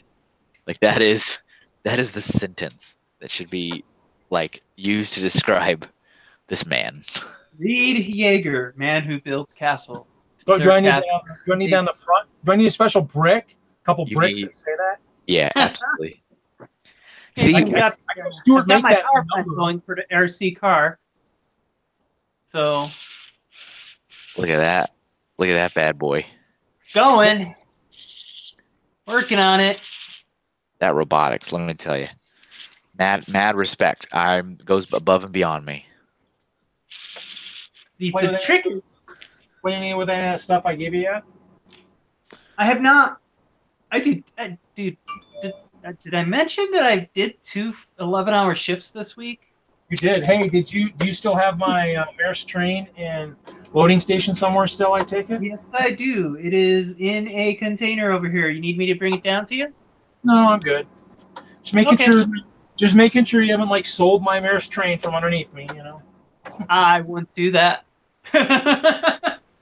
It's one of those things. If you noticed, everyone who lent me brick for the train show got it back pretty quickly. Except for me, but as long as you're playing with it, at some point you're fine. Making it better, making it more exciting. Maybe having containers fall on minifigs such as Kevin Hinkle or something. Uh-oh. David made it, maybe. Hi. David, are you there? Can you hear me? Yeah, we can hear you too. That's pretty good. Yeah, I had to. Your hand. I'm sorry? Why are we looking at your hand, David? Because I was trying to turn off the camera. I love that picture. Your face on the screen. That picture of you in the chat before you log into the call, where it's like, I am infuriated, and it's just you being mad. That's pretty good. The funny thing is that picture I thought was the static picture that comes up for the Hangout, but it's not. Moral of the story is, it isn't. It isn't. That's not what you think it is. Well, we had 4 people watching for a while there, guys. Might have jumped in. We're 4 people, so that would be us, right? No, because only if you have it open. If you have YouTube open, I have it open for chat. So I'm 1. Now, if any of you else have it open, then that would be number 2. But if nobody else has it open in YouTube, I don't have it open. Just the Google Hangouts, and we have somebody watching. So I turned it off when I joined. That's very wise. Gareth is waving at me, so we have somebody. We have an old Denlug member who moved out east is waving from somewhere at us. So that's a little scary.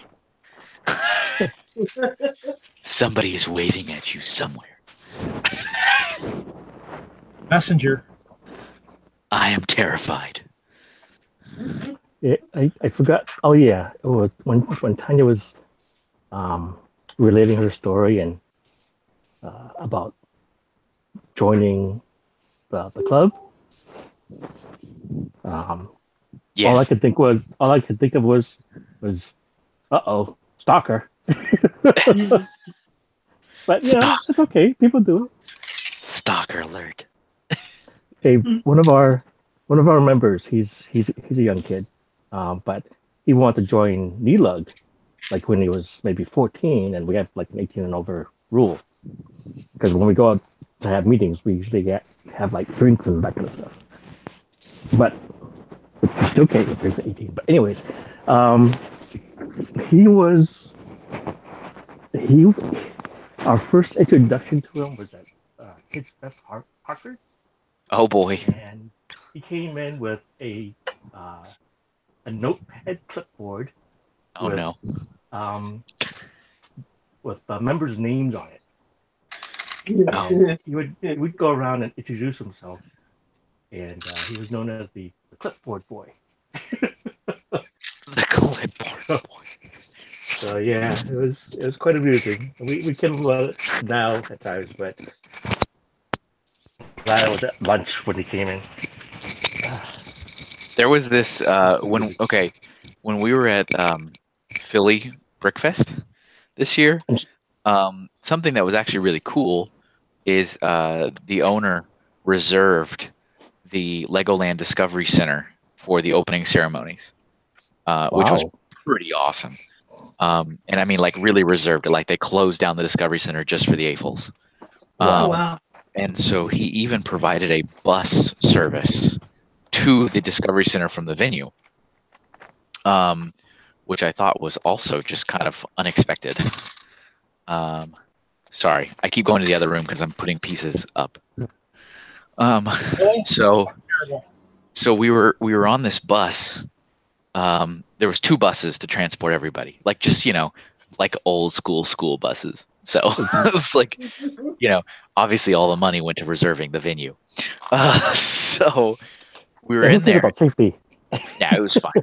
And there was this one guy who was probably in his early 20s, and he was different. and we were driving, and I mean, he was really loud. I don't know if he just didn't realize he was loud, or if he just I don't know, but he was very loud. And we were driving, he goes, on your left, you'll see the so-and-so restaurant that's owned by so-and-so that lives on so-and-so street. I used to go there when I was 13, but my dad and him have a, you know, long relationship, and his I mean, he would go into the most intricate stories of no importance. Like, my dad knew this guy one time, and they had this conversation, and found out that he doesn't like this, so on Tuesdays he does this in his restaurant, and you can get a good meal at this much cost, and make sure you ask him about this special, like what you would hear from like a tour bus guy. But like, bus guy with no real information, but not really any good information. I thought he was joking. Everyone thought he was joking, so we laughed, and then we kept driving. He's like, on your right, you'll see that, and he never stopped the whole drive from the venue to the Legoland, which was 30 minutes. Oh, jeez. And I mean, everybody just like started getting quiet, and we're all just like, shoot me. And I just sat there, and I just like sulked in my chair, and I just stared. I never lost eye contact with him. And I just kept staring, like, are you seriously still going? And he's like, over here, you'll notice that wall used to have a graffiti of this. And in the, you know, in 2014, the city council passed an ordinance to have, I'm like, oh my goodness, dude, like, we're done, man. And so me and a lot of the other people on that bus were like, how can we make sure we're on the other bus when we leave? Like, what is the secret code that we need to do to not get on this bus? And the sad, ironic thing is that they had a head count, and they had a person in charge of each bus, so they made sure that the same amount of people got on the same bus. And so we all had to get on the same bus. You know? Yeah, but the good thing is that he couldn't repeat any of the information that he already told you, right? He didn't have a brand new audience. He was a little tuckered out on the way back, so he didn't have any stories to share that time. Oh, did people like feed him like free drinks with, you know, sleeping pills or something? Well, actually, believe it or not, the other thing at the Legoland, they also had open bar that was paid for. Oh, jeez! Wow. Yeah, that's insane. You know, you guys know I don't partake.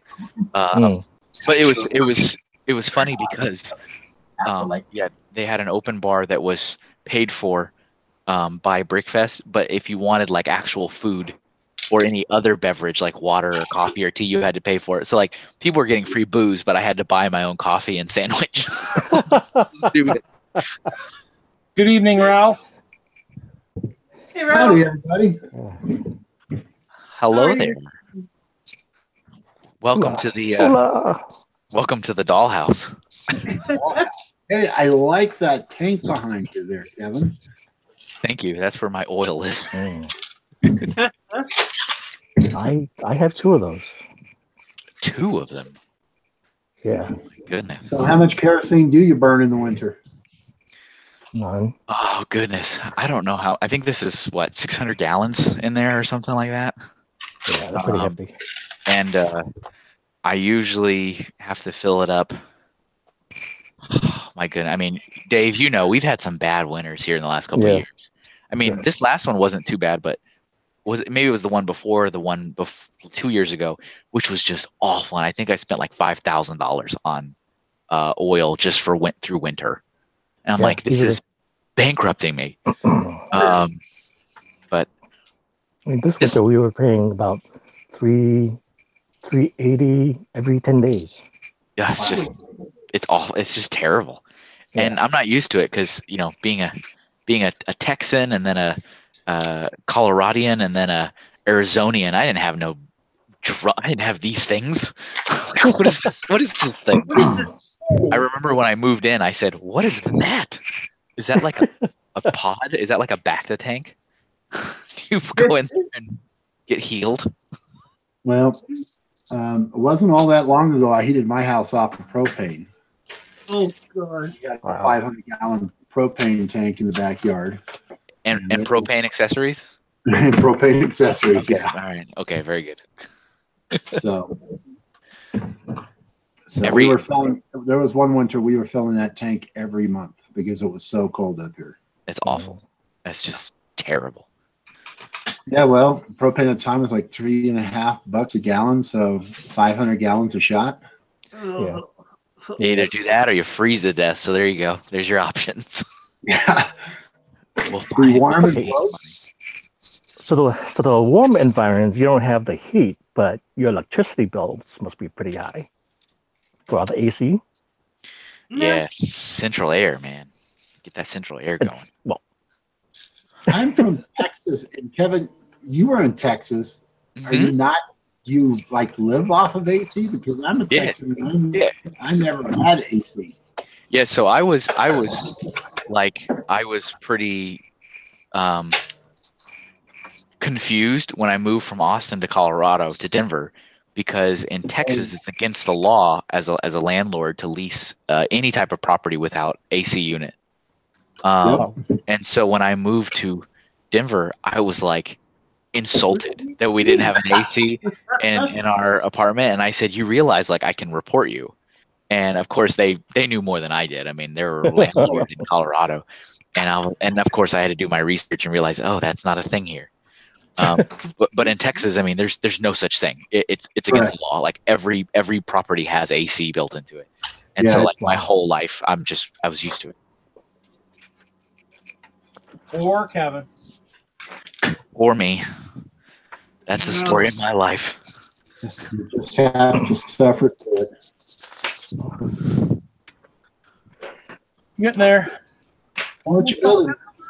Me? Yeah, no, it's I'm Thomas. Who, me? Yeah, you. Me. Who me?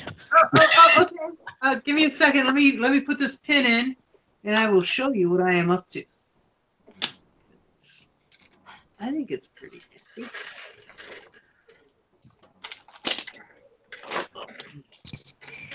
While I fumble around to put a pin in. I am a klutz. If you did not know that, I am a klutz. I'm a grade A klutz. I'm a clutch. Clutch powers. Like how? Powers activate, right? Clutch power gets the job done. It does. He likes to work alone. He does. right before you started the stream, Reed, I was actually in the process of binge watching the entire Galador television series. I'm sorry I interrupted. Wow. I'm really sorry. Yeah, because at Brick Fair, Virginia, they're having Matthew Ewald, who's the actor who played Nicholas Bluetooth in the TV show, as a special guest. He's also his likeness is what the toy is based on. Like, it's his face. Really? Cool. And also his face is on all the packaging. So he got royalties from all the toys back I mean, not that they sold super well, but he got the royalties from that, and it was actually his first big acting gig. Wow. So he's super excited, but I felt like it'd be really weird if I wanted to meet him and talk to him and take pictures with him and have no clue about the TV show at all. So I am binge watching it. So I watched episodes 1 and 2 before we started the stream. Nice. I was going to say, And I wondering did. for your delay, so yeah, that makes sense now. And I did. There was a really funny joke that I laughed at because he's got like the girl Allegra is like his partner, and they're friends. So at least so far, I think it's going to develop into something further. But they're friends, and it's Nick Bluetooth and Allegra, and they have just met Jens, who's the robot with the one eye, and he's like, Nicholas, you're the savior. You're the one who's going to save Galador. And he like looks at Allegra and he's like, who are you? And she's like, I'm his friend. He's like, you're a disaster. And I laughed so hard. And then later on in the episode, they even did a callback where like the ship crashed, and she's like, the ship crashed. She says something. He goes, yeah, that would be a disaster. And he looks at her and goes, we already have one disaster. And I was just like, Is this like a comedy series or something? it's a really, really old Lego sponsored, or whatever you want to call it, developed television show on Fox Kids. Wow. Nice. So it's been entertaining. But yeah, sorry not to derail from you showing off what you've built. Please. I am almost ready to show it. I'm trying to get this one pin to see. Because, there's always one pin that has to be like, no, I'm not going to do it. Not going to do it. And the remote. Hey, Kevin experienced that in the Star Wars build day, I think. I did. That. Yeah. No, I built it wrong. That was the thing. No. Here we go. Wheel 1 is on. What will it be when it's done? It will be a radio control car. Awesome. What it is beautiful. Oh, that's the is that the new wheel from the newest car? I'm not sure about that. Oh, I know that has like orange wheels. All I know is it was pretty, so I bought it. Mm, That makes sense. that works. There's some marketing manager who's like cursing into the wind. It's like, it wasn't my marketing campaign that got you to buy that. It's because it was pretty. Here you go. Here you go, guys. We have a question in the chat. It's back to Kevin and Constructs. They have discounted the Star Trek line on Amazon by a huge amount. Is there an explanation?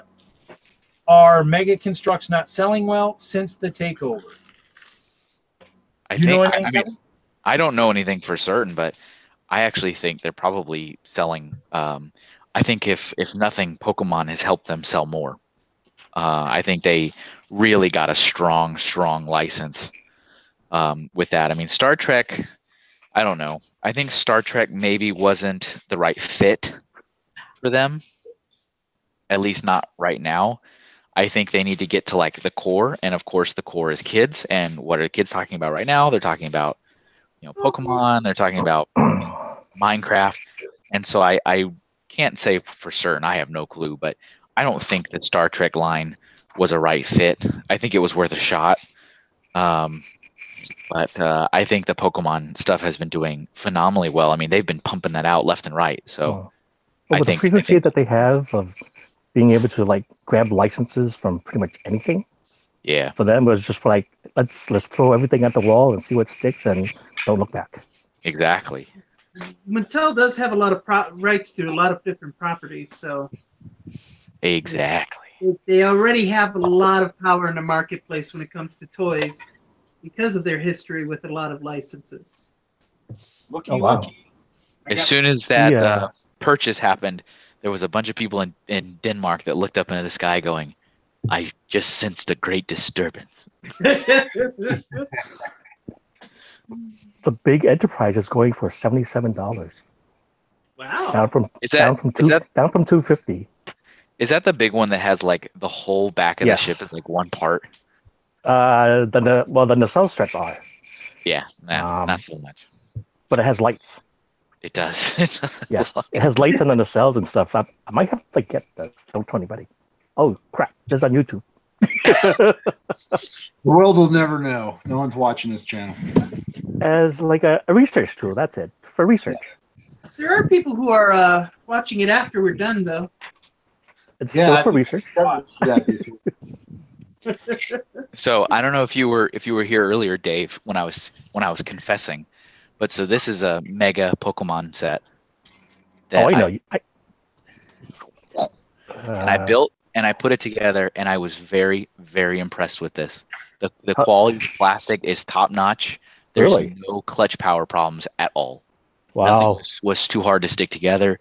Nothing was too hard to take apart. It has kind of cool functionality to it. I mean, they even have like the incorporation of like fabric, like capes and stuff, but they did it for whiskers for him. Huh. Do they still have a lot of specialized chunks? You know what? It's definitely not as much as it used to be. I can see that they're trying to make like a system.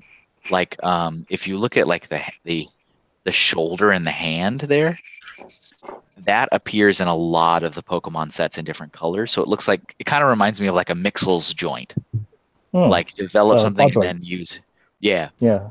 So there's, I mean, specialized, I guess, is all relevant, but it's not like it used to be. And I was very impressed. I might have to, since their clutch power seems to be better according to you, I might have to look for some of those sets that have the 2x2 plate that has studs on both sides. Oh yeah, that was in here, I think. I love that piece. It was in the head. I wish Lego had that piece. Yeah, I was very impressed with this. I have some much bigger Pokemon sets, and I bought them just for the novelty of having the box with Pokemon on it. Yeah. And I wasn't really going to open them because I figured they probably weren't going to be a good build, but I really wanted to, which is why I buy this really tiny, tiny one so I could open it and just try it. And I was very impressed. Are you going to break out Charizard? I think I'm going to open the other ones. I think it's going to happen. I actually bought 2 more from the store after I built this. We have Nothing both wrong. wheels on. I love differentials. See, this is when I was speaking to my ex-employer, going, if you strike me down now, I shall become more powerful than you can ever imagine.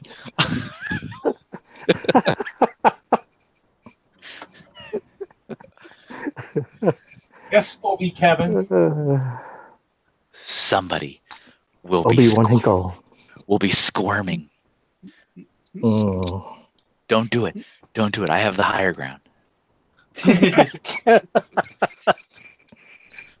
my It's the God. higher ground safer. That's Always. always okay. They're gonna sit there and they're gonna Funny. like, Kevin, you were supposed to bring balance to the force, not shrouded in darkness.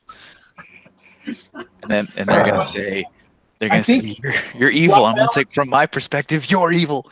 You brought balance for a while, but not forever, unfortunately. Isn't that the fate? Isn't that the fate? Yeah. Balance means balance. That means, yeah. It means that after a while there was too much good, so I had to swing over to the bad side because I got to bring balance. Yeah. I can't wait to hear your theme music as you walk by. Please do. I slowly turn around. I'm like, where is Paul? Is he safe? It seems in your anger, he moved to retail. Oh, No. yeah, that would be a big no. That's just horrible. Horrible. That. Oh man. How often do you talk to him still? Nightmare. Kevin, do you still talk to Paul? Yeah, actually, I had lunch with him today. Did you? I did. That was part of my long, long day. Oh, yeah. Also, How often do he you stayed local then. I'm sorry. What? Say that again. He stayed local. I did. Yeah, we ate at.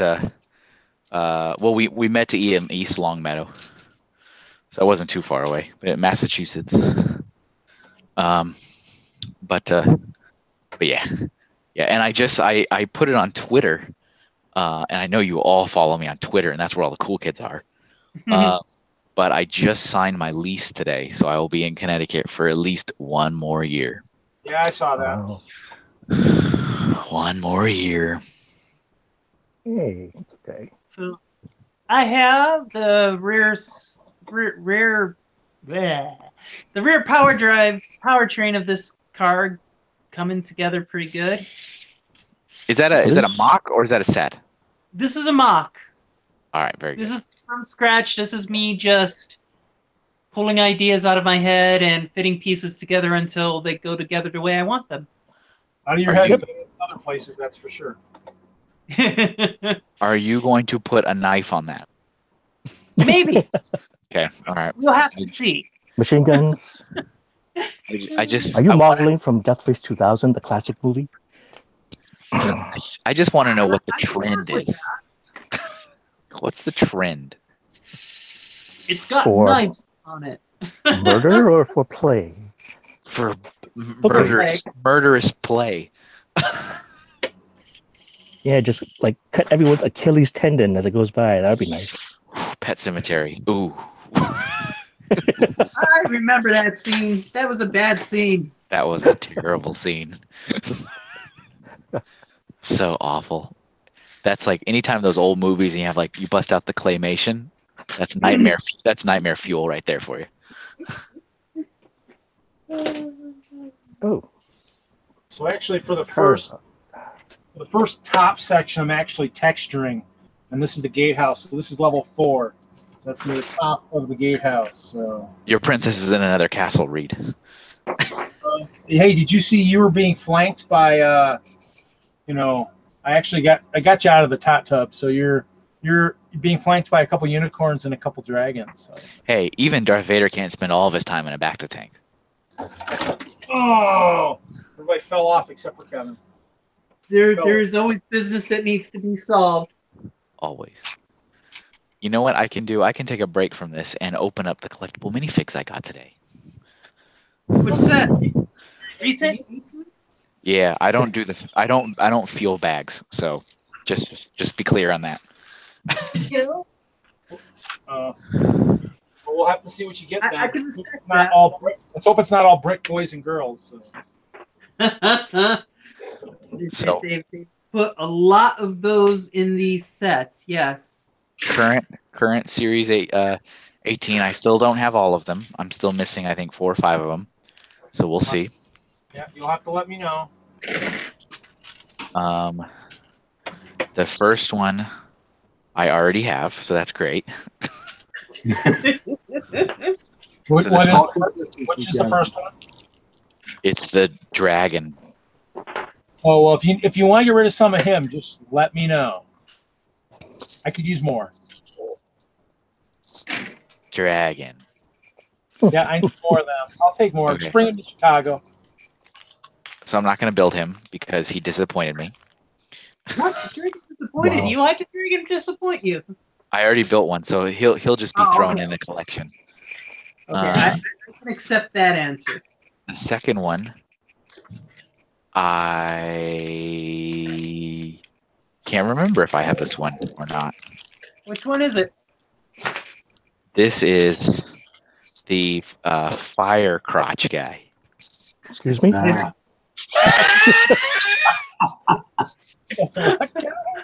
The fire. Hold it up. Sure. Oh, I'm sorry, Rocket Guy. Oh, Rocket Boy. No, your description was accurate and apt. Yeah. Let me look. I don't know if I have him or not. Let me cross-reference. Fire crotch guy. Hey, good news, everybody. I did not have Firecrotch already, Sweet. so he gets to be added. Cool. All right, that's good. That's good. Does that mean he has flames coming out of his butt too? No, because he would be. No, never mind. No. Yeah, so he's good. So he's gonna stay built and added to the other ones for a while. They won't stay built forever, but he'll go over there. All right. Okay. Let's go to the next one. Let's see. I already have this one. Which one? This is the elephant person, lady, elephant girl. You got a really cool mouse. It does. It It's does. a nice mouse mold. Okay. I will not build you because you disappointed me. All right. Second to last one is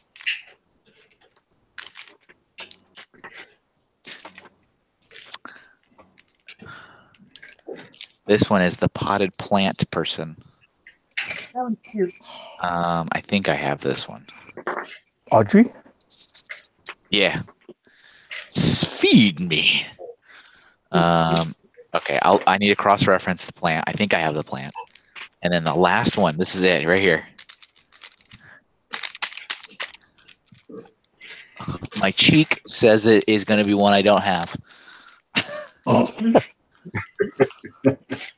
you imagine if somebody was in all the stores rubbing the packs on their face? Oh God. You know, there's a bottle of hand sanitizer at the front counter for good reason, sir. Oh, I'm sorry. Am I the only one that does that? All right. Let's see. Yeah. This Same people looking. all right. Let me cross-reference. I think I have this one too. Is the spider guy? Yeah, usually get him if you're feeling for the dragon because he's kind of close. That's a huge I've got spider. like half a dozen of the spider guy. I have very limited supply duplicates. Sigh. A couple of the cat people just to go, a couple more cat ladies. So this was actually not very helpful. I only got the rocket guy. I still need the clown. I still need the birthday party kid with the little collectible minifig pouch and the balloon. Nice. I still need the unicorn knight person. I got a bunch of him. And I still need the birthday girl with the balloon. You didn't get either of the birthday kids? No, I don't have either of them.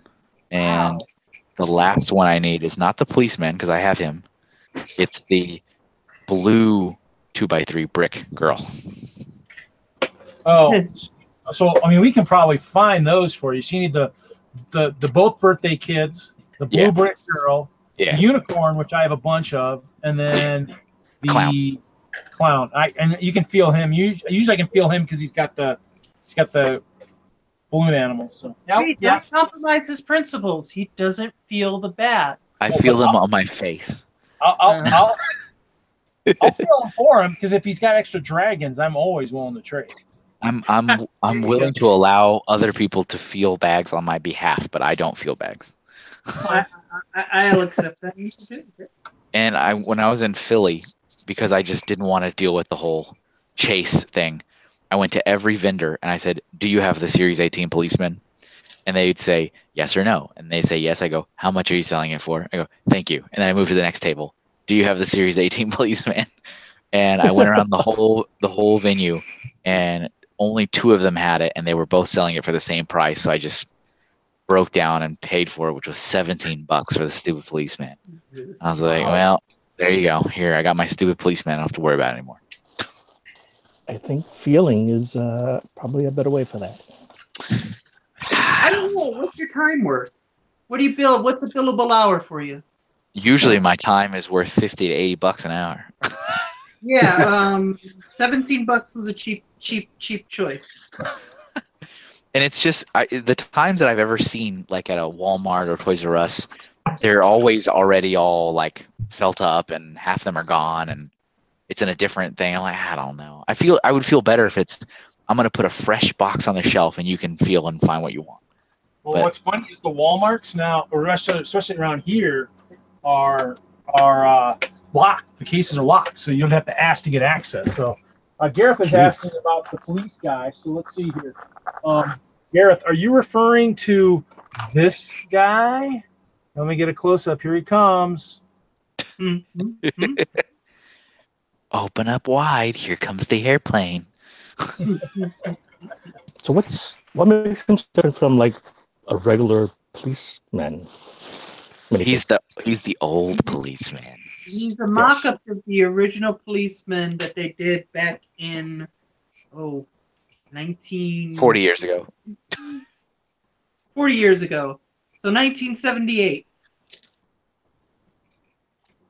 Yeah, he's kind of lame. Yeah, well, yeah. But he's a chaser, so get to chasing.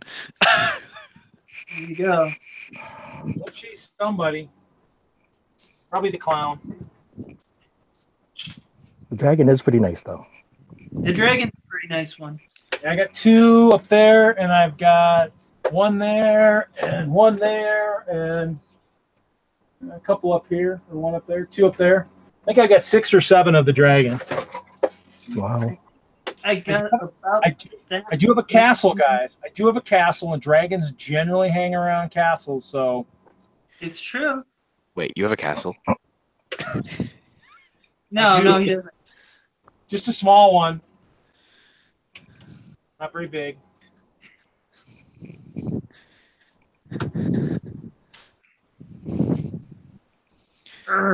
At some point, I got to open this falcon.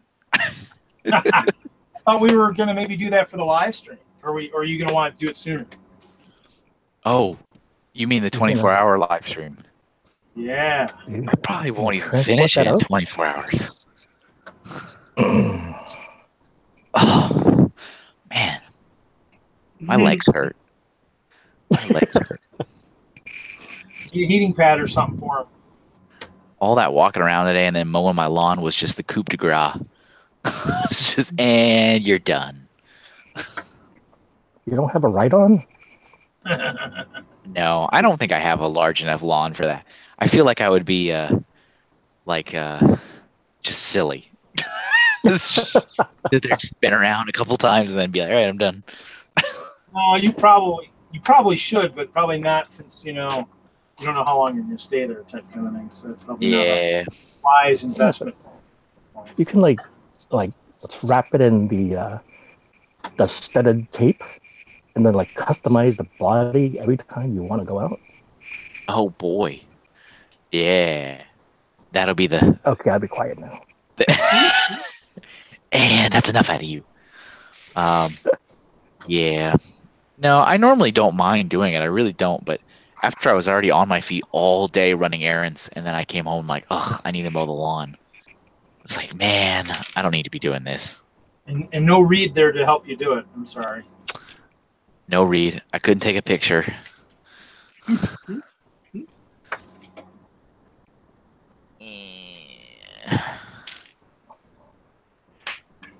So, Ralph, are you in for doing any kind of an introduction this evening? Introduction to what? Well, who you are? Who I am? Yeah. That's easy enough. So I think everybody else on here already knows me, but those watching, my name's Ralph.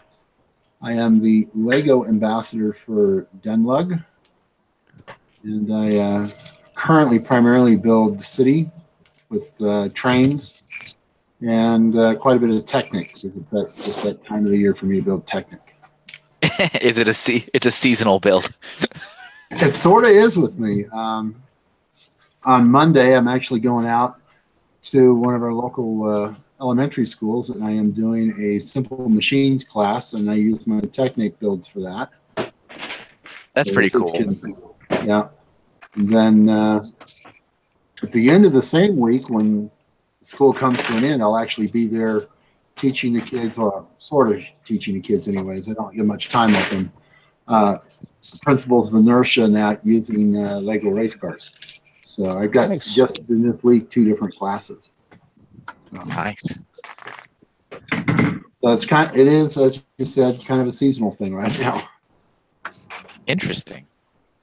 Any kind of Lego bucket list items for you, Ralph? Yeah, I actually do have one. I thought about this a little bit, and I'm one of those lucky people that actually saw the Lego land that was in Germany before it closed way many moons ago. So I would like to actually go to Denmark and see the Lego land there, and of course the Lego house now. But that's my big bucket list item. It's visit Denmark and check out the Lego stuff there. I think that'd be like 2 or 3 weeks probably for me to blow the whole lot. Are you planning on attending tomorrow? Now I'm going to be having to do that by proxy. Unfortunately, we just finally got around to hiring 2 more people. Until they finish the paperwork with human resources, they cannot start yet. Human resources. It's a bunch of Tobys. Yeah. Bunch of Tobys. So I'm stuck working both tomorrow and Sunday. That's fine. I mean, Tanya had asked earlier, and I didn't know, so I figured I'd ask. No, I still have to figure out who's going to do my proxy votes for tomorrow. Yeah. It is what it is. Yeah, it is. But this should be the last month of my absence, because I ought to be able to get a schedule now where I can attend the meeting on a monthly basis again. That's cool. Where are you guys going to meet? You mean sorry, go ahead, guys. Brook Library. Oh. it's pretty nice. I mean, plus it's nice for more of our southern members. They can get up from the Springs and meet the south. So, I mean, we are more of a southern group than a northern group. So, that's the goal, to meet farther south. So. I did accomplish a couple things this week. I met up with Jeremy, passed off his support package for the upcoming show. Oh my goodness. There's more collectible minifigs in this bag, and I didn't realize that. What? I'm sorry. Sorry to cut you off. There's 2 more. No, it was a Lego update. Those are important, man. These are probably going to be more of the exact same ones I already have. Yeah. With that attitude. Yeah. So Jeremy's got support for his show coming up, so that was taken care of. And I managed to visit the Park Meadows Lego store. So. Cool. That's good. What shows do we have to? Are there any other shows we're kind of filing for right now? Yeah, I'm kind of hoping I didn't miss one. But yeah, there's a couple coming up that I got to take care of for August. The big thing is change in support, which I really am not going to talk about here on YouTube. Right. Even further changes than what we've already heard about? Yeah, there's some adjustments. That's Danish for we done screwed up. Yeah. Yeah. They're not completely bad for us, but it's not something I can talk about here. So. Right. Yeah. So. It's fine. Kevin took care of it for you. You're fine. Another horse, another spider. I'm done with the top level except for the crenellation. Whee! Oh, geez, I need a wall because I need to figure out where stuff goes. I installed some new lights over my city. Cool. They're overdue. I've got to go buy a few more because I'm a little short with where I want to be.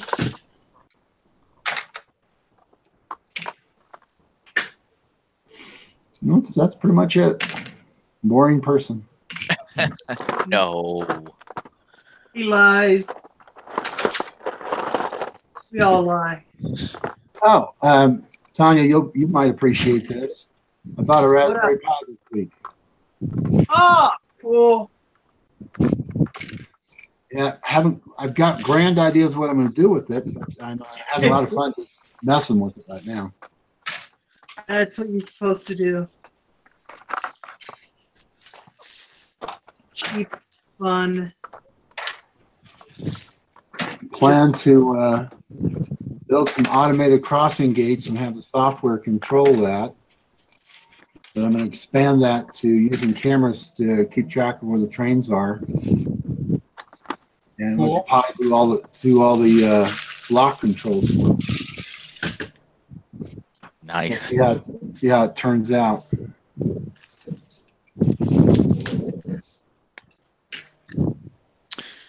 Oh, another flower person. Man, this is lame. Hippie. I thought those like birthday kits were easy to get. They are. I've got a ton of them. Maybe I'm just broken. Don't feel bad, Kevin. I don't have any of those. You don't have I any got of a bunch of those clowns, though. Isn't that weird whenever you find other people that have like this super abundance of the one you don't have? It's like, Yeah. All right, okay.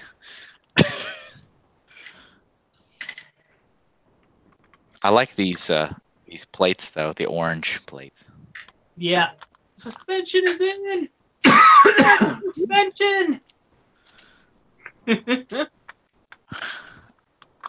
is that for the car show coming up? Yes. I My can't goal pass is to have 2 of these ready. Yeah, sadly, I'm thinking I'm gonna miss that. I really like the car show. But Ralph. So be it. It's just that kind of. Just the way things go. I trust These me. are like opera glasses. The little Yeah, they are. Little spectacles. Little. I can see closer now. Glasses. I dare declare. So Tanya, what are you using for motors in your RC car? Are you using like the buggy motors or This one is power function I'm motors? testing out an L motor for the first time.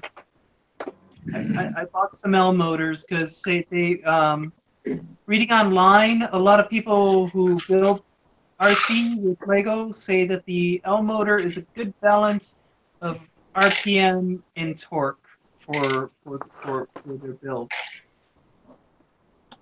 So. I can see But that. also, outside of the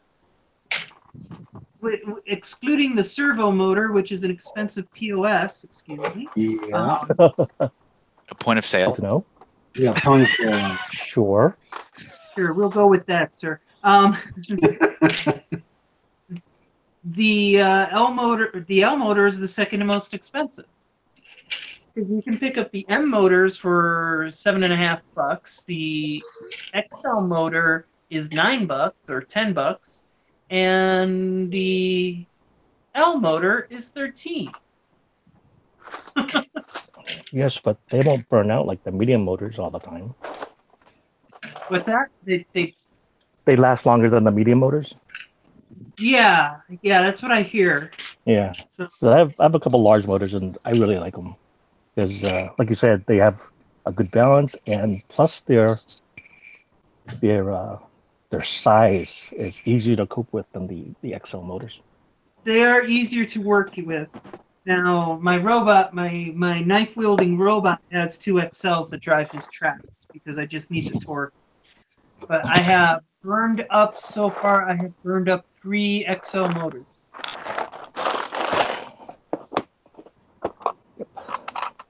But then again, I'm also overpowering the.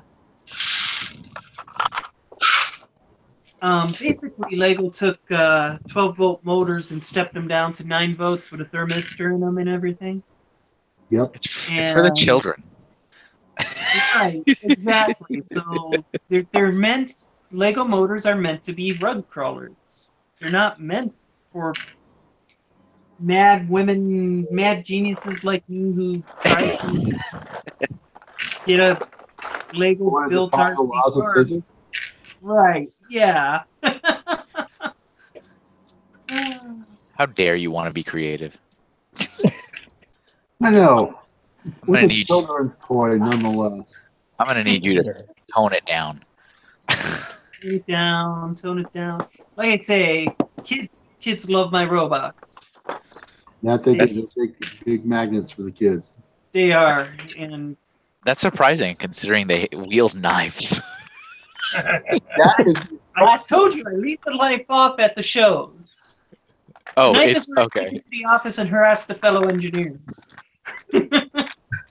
Man, so that robot's got a dark side after hours. Don't feed it after midnight or something like that.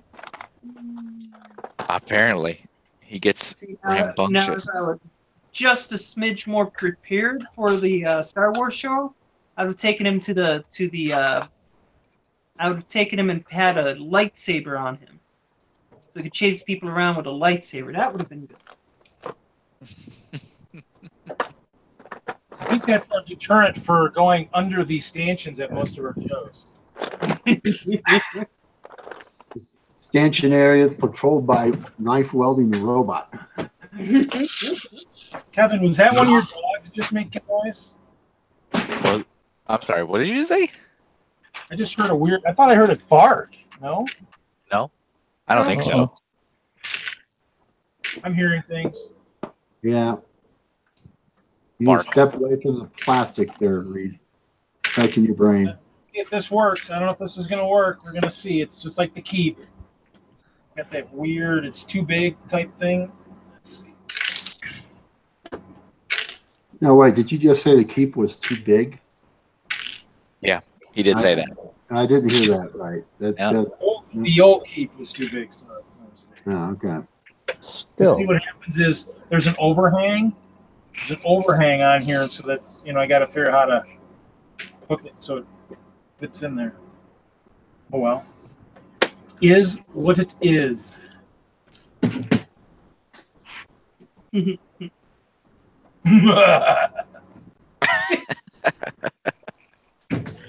Oh my.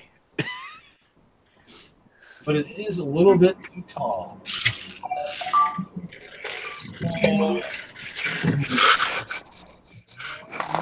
Reed, did you decide on a dash cam yet?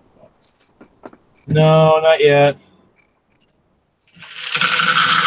Still playing with the idea.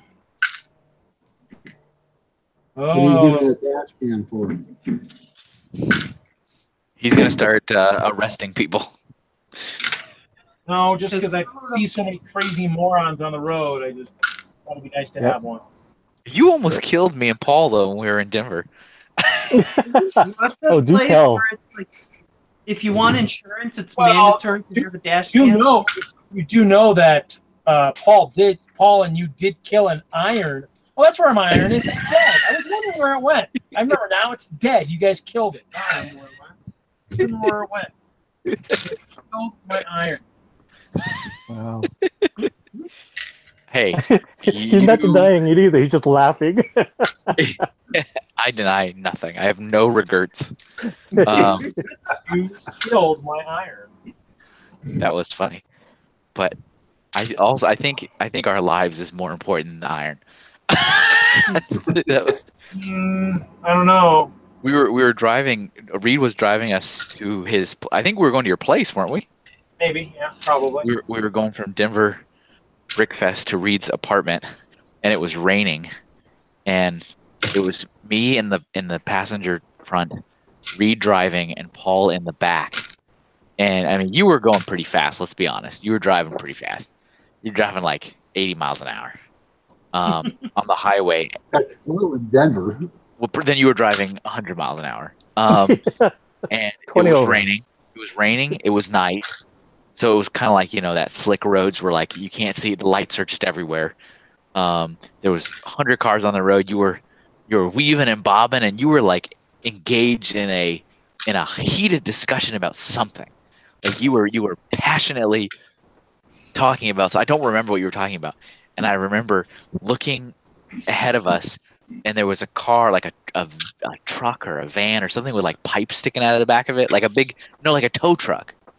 And you were just barreling at it like 100 miles an hour, and it had its like brake lights on, and I just like, I have no clue what you were saying. You were saying something, and like everything just went to slow motion, and I was like, he is gonna kill us. And I turned and I looked back at Paul, and Paul just looked terrified, and he was like midpoint to like the tow truck we were about to like rear end like 100 miles an hour. And I was like, I think Reed sees this. We're about to hit this car. I hope he does. But he's really engaged in this conversation we're having. And I was like, I think I was like, my mouth was open and I was about to say like, hey, we're going to hit that car. And then you saw it and you just like swerved to the left to the other lane and just kept going, and you punched it, and you never skipped a beat. You were like talking the whole time, and you were just like, I mean, it just like, it's like it never happened. Hey, Kevin, just so you know, that's how expert drivers drive. We don't skip it. Like, I swear, man, like there wasn't a pause in your point. You were just talking, and Paul and I we couldn't. Like, we were terrified that we were about to hit that truck, and then you amazingly veered out of the way with like on a dime and never stopped talking, and we could not finish the conversation because we had to acknowledge the fact of what just happened. And so like we just said, nope, we cannot talk about this until we talk about what just happened. And we talked about that for like the entire rest of the drive to your apartment, and then we got out and realized that your iron, okay, first of all, I don't know why your iron was in your car. All right, second of all, the power cord for your iron was outside of the car, and so that's gone. Oh, you know what? That was, I mean, we had to stop at the Target because I was like, I'm hearing something. Something's making a lot of racket in that parking lot, and I'm like, oh, look, I've been dragging something the whole time. What is this? And I open the door, and I'm like, oh, there's this frayed cord. But I think if I remember, you were the one that enlightened us that it was an iron, and we were like, why did you have an iron in your car? We're just like, what's happening? I don't remember why. Dress clothing for our time. That was so. But I'm never gonna forget that, Reed. Like, I almost died that night. Like, I'm never gonna forget that. That was like, that's like NASCAR driving. That was just insane. And the fact that you didn't even like acknowledge the fact that it almost happened. It's just like, just kept talking. It's like, wait, no, stop talking. Like I said, years and years of great driving, not looking at the person next to me, every idiot does in the world, and then they end up in the back end of another vehicle. Well, I love that. That's how you do it. I'm sure he was looking at all the mirrors. He has a 360 view, and I'm always looking at everything. I mean, that's why when I'm talking right now, and I'm not looking at the camera. I don't need to look at the camera. Yeah. I can stop and be like, ooh, I like to look at stuff when I talk, but I become very unproductive. I lose building contest to Kevin when that happens. Oh, did you? When did that happen? That happened on May the 4th, remember? You kept distracting me and slowed down my building techniques. Oh, yeah, and my set had like 400 more pieces than you. Right. That was fun. I like beating people. That could be so many ways. Yeah. I like physically harming people. No. Yeah, that ward in the hospital has some words for you. Yeah, they do. They do. Why? What'd you do, Kevin? nothing on record. Speaking of beating people, I don't know if you saw, but I've been picked to be a combatant on Battle of the Bricks next Sunday. I saw that. The only way to advance to Chicago is to do it in Chicago. Win. I know. If I don't win, then I don't get to be like on stage at Brick World. Uh, I'm kind of like, what's the battle? Do you know what the battle is about?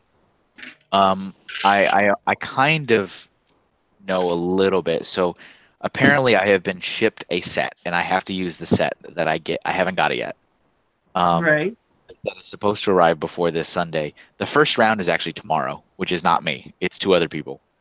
And so everybody gets the same set. You open the set up on air live.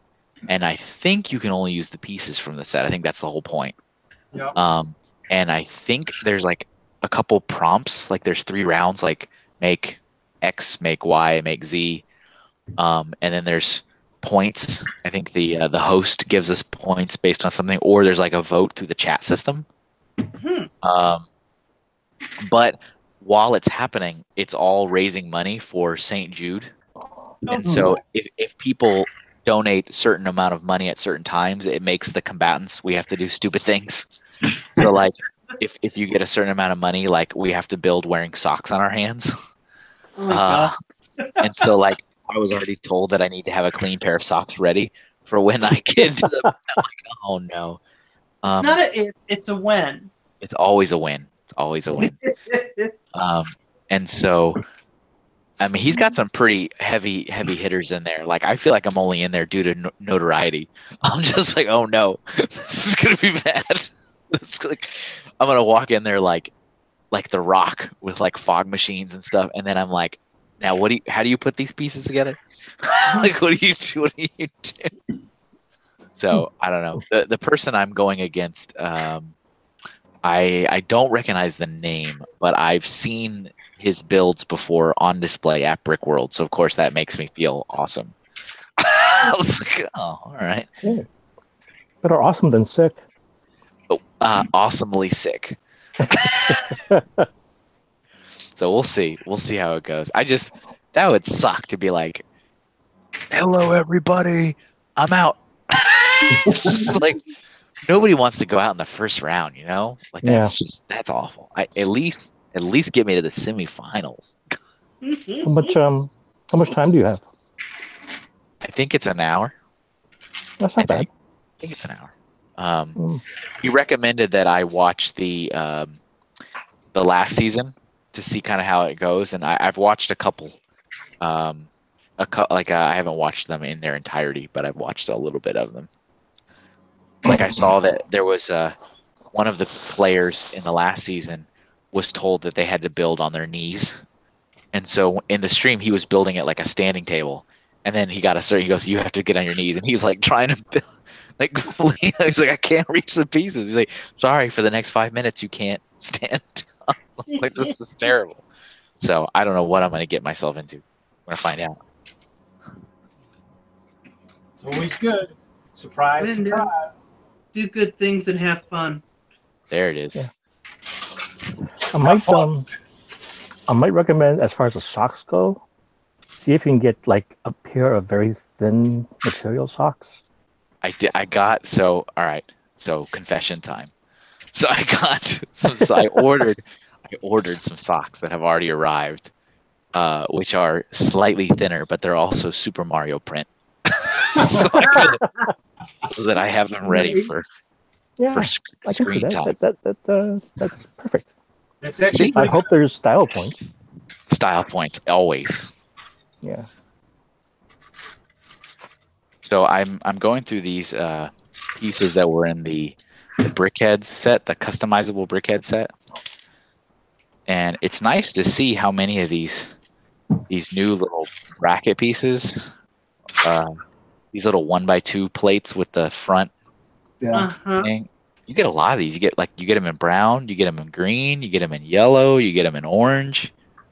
It's pretty good. You want to see a nightmare? Here, there you go. That's what I tend to power my Lego motors with. I don't Nice. care. They last a lot longer. Gotcha. And they put more towards the level of power that Lego motors seem to actually want. Well, they're 12-volt motors and a underpowered. 9-volt chassis. Yeah.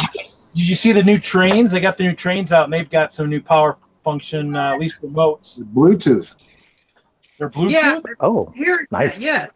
Nicholas Bluetooth? Lego is No. doing Bluetooth now. Not that With their new Bluetooth. power functions. And I am waiting with bated breath to see how they execute. Aren't we always? Hmm. Usually, yes. Yeah. Also, with what new cable connector do we need to buy now? And how many converters will it take to go from this to that? Just tell me As they can sell. on a percentage scale how much of my collection you've made useless. Only 6%. All right. How many converters will it take to go from this to that? Dave, do you want to do introduction at all? Are you talking to me? Yeah. No, the other Dave. I didn't hear the first word. It was a little Okay. muffled. All right, who's he talking to? Oh God, I hate these things. What I did for last summer is Exactly. I'm having bad flashbacks to Chinese school. I'm not happy. Okay. Well, my name is Dave. I am on the East Coast, Boston, Mass, to be specific. I'm a part of NELUG, the New England Lego Users Group. I never had Lego as a kid. I'm sorry? You're camera shy. Yes, I am. unless it's the infuriating picture. That's my normal look. The look of contempt? Yeah, that's my normal look. Yes, my camera is non-functioning. Sorry. That's what we're gonna go with. Yep. You get one digital track. That's all you get. It's either voice or picture. Choose You can't one. have both. That's awesome. So yeah, I never had never had Lego as a kid. So my first introduction to Lego was actually in my late 20s. Wow. Actually, yeah. And I started off with Technic because I like the mechanics and all that kind of fun stuff. Was it the And I right don't- season? Was it the right season for Technic? Sorry. I don't know. I was a noob. I don't know. Oh. But yeah, where am I going with this? Yeah, so I did have a slight dark age, I guess, from like 30 to 45 or something like that. Then I saw some more nice kids, and I got in touch with NELUG because I knew the manager at one of our stores up here, the Burning store, because we used to work together at another company that went Chapter 11. So he was going to tell me of like upcoming sales and that kind of stuff. And so was it the Orient Express line, the big red castle? Ooh. Joint Expedition, I think, or something like that. Okay, yeah, that sounds good. So those were going to go on sale. And so when they went in to pick one up, he said, "Oh no, we all went because we informed this club that's local of adult fans of Lego about them first." And I was like, "Oh no, that's not it. Like, That's not gonna do. So we went on, joined, so I can get the info, and from then on, it was pretty good. We the club was involved in a lot of projects up here. I think it was because it's vicinity to home base of Lego. I mean, we had invited to do the Sea Science Center, all the mill yard buildings and that kind of stuff. That multi-year project, that was fun. We got to see headquarters a number of times. When there was a pinch, I would volunteer to go down to headquarters and just build there. And so one of the buildings on the mill yard, that's a big gray building, called the Canard, that I built out from a picture that was on a postcard. Oh, cool. So that came up pretty well. It was quite heavy. Hashtag legends.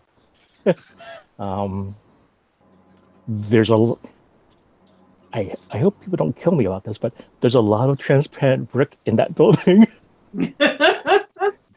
2x4, 2x6, Nice. 1x8. All the good stuff. And yeah, Well, building listen at Lego headquarters is awesome. to for Reed is But, whimpering. We can hear you, Reed. It's okay, man. is he barking? We Is he- understand your pain. Is he barking? Bark. You never know. You never know. I have another one of those. Yeah. So another person who was in our club, who I really liked what he built.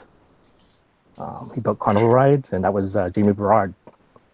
And he definitely lit a fire under me as far as his designs, and because building mocks is great, but I love adding animation, movement, that kind of stuff, to really draw on people, and just it's a bit more fun than having a static display, in my opinion. Oh yeah. So and I picked up some tips from him. What? Okay. So I picked up some tips from him, like not to, how not to make ABS dust, how not to fling minifigs from your rides when you start them up. A lot of good important stuff. Yeah, I know. So I learned a couple of things, and that's where I got my interest as far as creating carnival rides that work. My other mocks that I've built are skyscrapers that tend to be not your usual rectangular or square. They tend to have a lot of different shapes and aesthetics. I have one that is like a helix that spirals up. So it's I think the best compliment I get from a club member was, "Oh, that building has to be Dave's. It's really strange and has lots of color. It's got to be Dave's." So It's really strange. I was like, "Oh, that's cool. Oh, yeah, I'll accept that. That's fine." But yeah, I mean, I've had a brief There's a amount of dog. time compared to the rest of. Oh yeah, that's a Chihuahua. That's a there's a That's dog. stage. There's a dog. Oh, that's your dog. That did not sound like a Chihuahua. That is a Puppy. very rambunctious golden retriever. Sweet. Love Not retrievers. the moaning it was making that last time. No, that was to get my attention. She's across the room trying to get my wife's attention right now. She prefers to sweet. bark at my wife. Hey, there's a hierarchy. There's an alpha. There's always an alpha. Always it's an not- alpha. I can tell Yep. you that. So yeah, I mean, my time in NELA was great. We've been involved with a lot of cool projects with Lego, a lot of opportunities. As Reed found out last week, a bunch of us worked on Lego Universe Oh, memories. in development, which was fun. It was a good experience. I liked it a lot. Kind of sad that it Go Died ahead. before its time. So, Dave, were you one of the ones that got to fly out to Louisville to work anything on the game? Like, did you do one of the trips? I did all the trips except the first one. Okay, so what's funny is, over the years, I never really put two and two together, but I think I think Tom was the first person to make me think about this, but all the people that came to Colorado, to all the AFLs that were part of the LUPS program, you always got to do a shopping spree at the local Lego store as some part of it. Yep. And I was there every single time you guys went and did that. Really? And I was working in the store, and I was the guy at the register that checked you guys out. And I didn't even put two and two together until Tom goes, "Wait a minute, you came from Colorado?" I was like, "Yeah." He's like, "What store did you work in?" I was like, "The only Lego store that was there, Colorado Mills." He's like, "You wait a minute." And we sat there and we hashed this out, and I'm like, "Yeah, Tom, I remember a random big giant group of people that I had no clue what they were working on, and I was just told from corporate, these people are going to come in your store and give them a discount." I was like, "Okay." Yeah. And I mean, it was this massive. I mean, you remember, you were there. It's this giant group of people. I have no clue who any of them are and what they're doing. But I'm just told, do my I job. remember, a lot of the people from Canada were just like buying thousands of dollars of kits. Yeah. You're like, oh my So god! I was there. Oh wow, that's each cool. time you went and shopped, I was working at the register, and I like checked. I don't know if I checked you out, but I checked. Like, it was usually me on one side and another person on the other side. And I still have a lot of stuff from those trips that I've not unpacked. that's pretty bad. It is scary. It's scary. I mean, one of the videos they released to the public about the project, you could see me in there. I'm standing in front of a box of parts. Are you concerned? No. But I took a big scoop and just like let it flow over my head because there was so much. So it's pretty cool. It's pretty awesome. But yeah, it was a great experience, and met a lot of good people there. That's cool. Yeah. Cool. It is cool. I got to take a few trips up there, up to the Lego Universe Studios up there a few times. Yeah. How far away were you? That's like 40 minutes, isn't it, Reed? It's like 40 minutes away to get to that old place. Yeah, it's north, way up north, yeah. Yeah, the memorable thing from Denver was the really odd, strange horse statue at the airport with the red eyes. The giant blue one. Oh goodness me! Those and groundhogs outside the hotel, like a whole crap load of groundhogs. I remember the times I flew out, because I'm not a native Coloradian, but the times I would fly out of DIA, and I'd always drive by that statue, and I would make a point to look at it and just shake my head in disapproval. Like, what is this? What is that? What is that? But so it's what I find super fascinating. So I was working at Lego in that store, and of course, they don't tell part-time sales associate, "Oh, by the way, we're working on this top secret video game." Like, they don't. It's bottom of the barrel, right? You don't get information like that. But because I was going to school at the Rocky Mountain College of Art and Design, and I was studying animation, they had the school had a relationship with NetDevil, which was the studio in Colorado that was producing the game. They had an ongoing relationship, and they, as part of being an art school, you would take tours of different studios and facilities and stuff like that. So I remember one time in one of my computer animation classes, they said, "Oh, we're going to take a tour of a studio called NetDevil in Louisville." And I was like, "Okay, I don't know what that means." But everybody in my school knew me as the Lego guy because I was working at the Lego store. I just like Lego. I was doing Lego stop motions in my classes. Right. And so I remember we went to NetDevil. We all had to sign NDA contracts for what we were about to see. And then, like, the doors opened, and it was like Legoland. Yeah. And every single person in the classroom, including my teacher, all turned and looked at me and said, "Kevin, what the hell's going on here?" And I was like, I have no idea what's happening in this building. And it was just so crazy. Cool. Yeah. And I remember Jim. I remember seeing Jim and Dwayne. They were working there at the time, and I knew them both as AFLs, as members of the club. members of the local Colorado and Wyoming Oh, Lego wow. group who shop in my store. Yeah. And so I walk in there, and here's these two guys working at desks.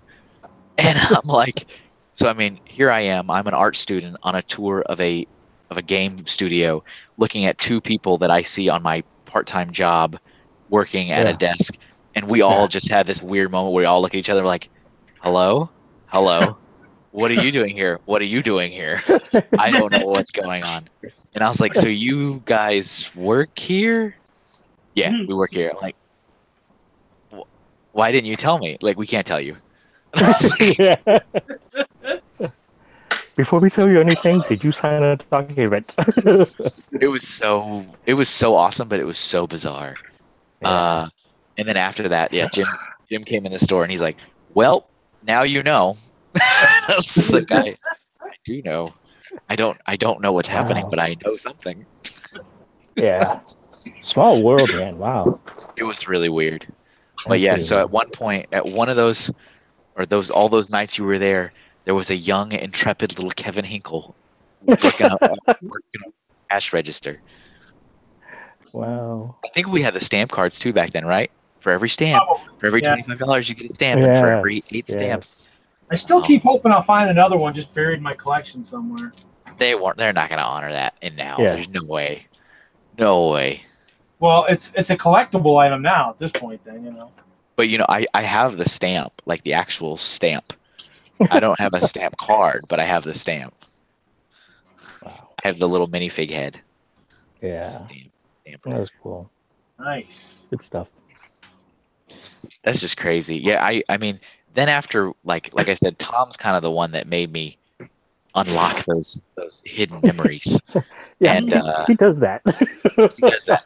But then after that, there's been so many times over the years, like where I'm at BrickFad or whatever in Toronto, and some of the Canadians are like, did you not work in a store in Colorado? I think I remember." Like, oh my goodness. Yeah, I Yeah. did. Yeah. You were there. That's Yeah, I crazy. still keep in touch. Yeah, I still connected with them on Facebook with like Robin and like Mel and Meg and all those people. I was like, geez, Good times. pretty cool. It was good times. It was good times. I really wanted, one of the things that I always really wanted was one of those jackets, like the jacket Tom has. I wanted one of those with like the old logo, like the minifig hand. Yeah, they came with minifig hands. Right, because they changed the logo when it came out, but like for the development, it Yeah. had the yellow hand and like Yeah. there was jackets that they gave people. Yeah, People yeah. thought it looked like a toilet seat. Yeah, Actually, I thought at first glance I was like, oh great, we're working on a project for the 99 restaurant. That's cool. always a great deal. Mm. Yeah. Yeah, I like that jacket. It's good. That's the one. Well, last week Reed was like, "Hey, Dave, do you play games?" I'm like, "Yeah." He's like, "Oh, you'll like this," and he started unfolding a poster for Lego Universe. I was like, that's pretty cool. It looks a lot like this," and I showed him the back of my jacket. And he was like, "Where the hell did you get that?" Did you know that there's a group of kids? I use the term kids a little loosely, but there's a group of kids that are single-handedly rebuilding the entire game on their own server, I saw that. and I saw that. it's pretty amazing. Yeah. Where are they at? I can't recall off the top of my head, but they've recreated a good chunk of the game. Yeah. And it's available for free, and you can go play it. And I'm surprised they haven't been met with a cease and desist. yeah, well, I mean, there's been a lot of times over the years that younger fans have done that with old Lego games, where they like Rock Raiders United, I think was another game that has been rebuilt and reshared. I have a lot of those CDs. Yeah. Did you see the Bionicle news? Nope. So there was a old Bionicle PC game that was in development for like 6 years. Legends of Matanui or something. Okay. And it was developed for PC, and it was at the last stage. The only thing that wasn't done was the last level. And then they decided to go in a different direction and put the money towards a film instead of a game. Mhm. And so they canceled the game.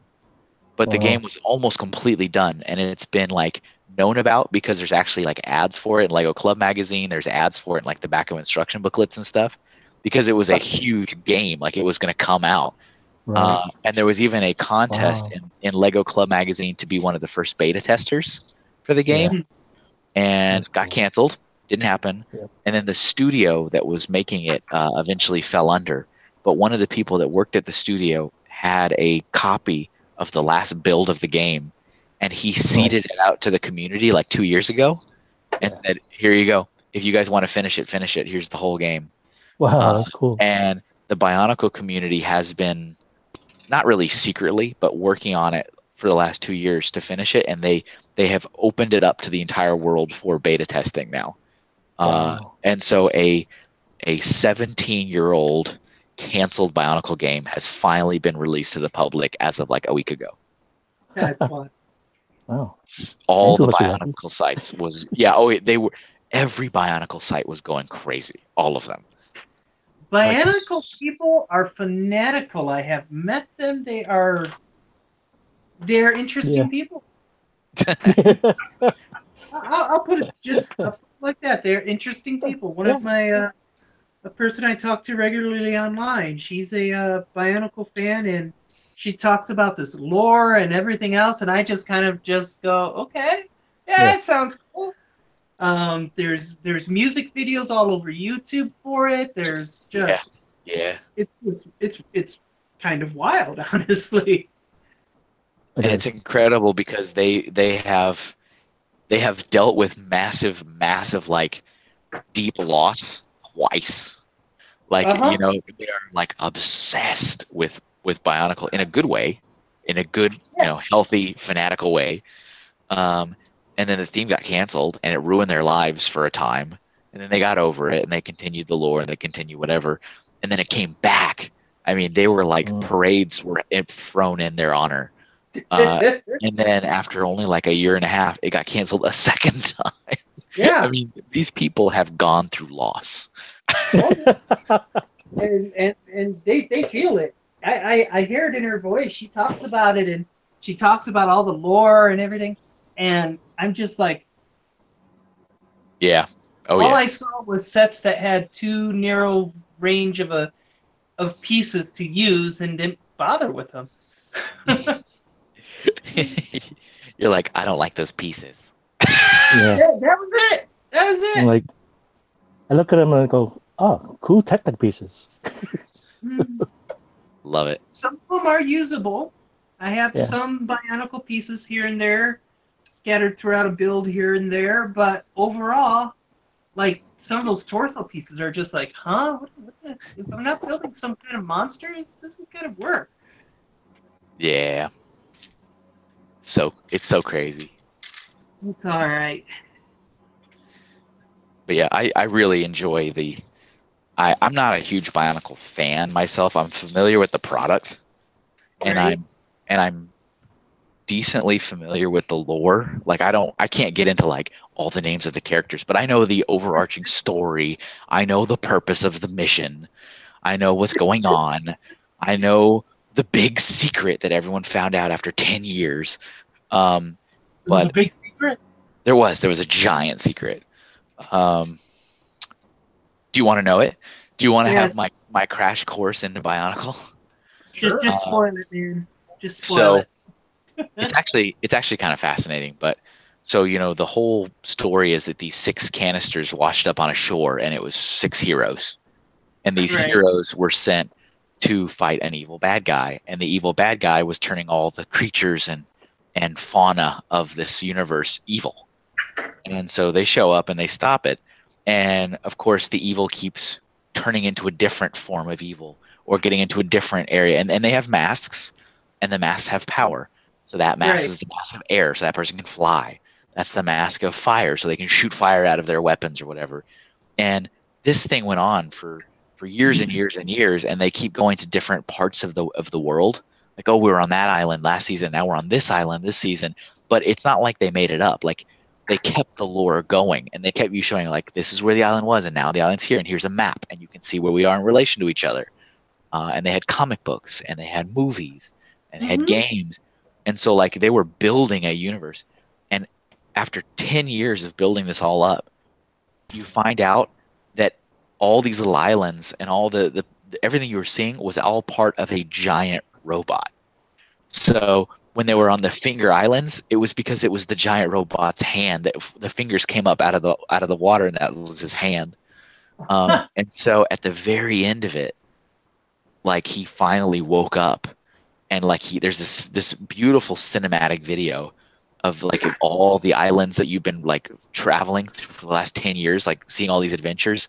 Like, oh my God, that was the robot's chest, and that was his hand, and that was his face. And he stands up, and so everything you've been doing are like these organisms in him. And the bad guy was just a virus. And so you're like kind of like Osmosis Jones. Like you were the good guy trying to eat out the bad guy as a virus in this giant robot. And I think that was a pretty amazing revelation after 10 years of following the whole thing. And then what was kind of lame, actually, but I don't think a lot of people like this, is it got to the end and then the bad guy won. So like the virus took over the giant robot, and then they said, now we'll reboot the series in a different place with a different giant robot. It's like, no, you can't. No, come on. Like that's not how it works. And so they like the rebooted one. I mean, like I said, it lasts like a year, and it was like, no, that's not how it works. You can't like just try to recreate 10 years of buildup and lore in an amazing like cinematic ending, and then just say, oh, we'll just do it again somewhere else. You can't do that. Reboot, start over. Because it's like the new one was like, no, but we're not on that world anymore. We're on a different world now, and it's a different giant robot. It's like, no, come on. I love it. That's awesome. That's cool. I mean, Thank you for spoiling it for me. I appreciate it. Now I don't have to go through 10 years worth of material. Yeah. Exactly. But it opens up a lot of questions now. It does, doesn't it? That is the Cliff Notes version. But yeah, I mean, it had a DC Comics line. For a very long time, for 10 years.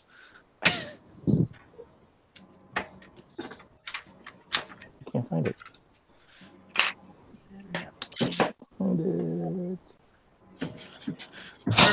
What time is it? Is it midnight already? My goodness. Yeah, it is. I feel like it is. Good and 10 o'clock. How can you tell? I was just about to ask if you were alive, Reed. I hadn't heard your voice. Well, I'm kind of working on the last of the crenellations here.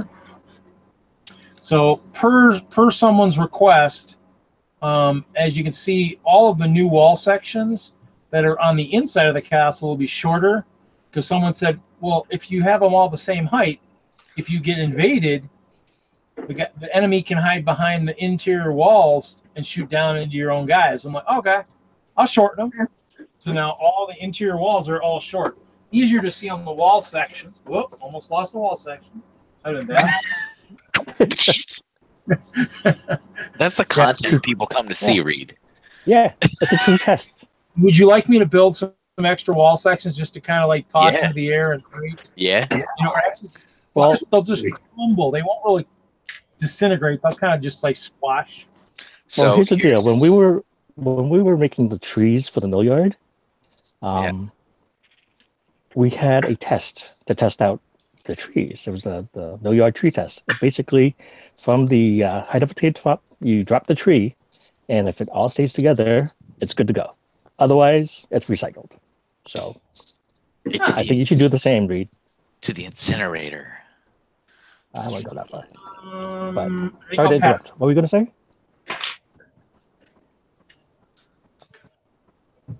What? You were going to say something, weren't you? Oh, yeah.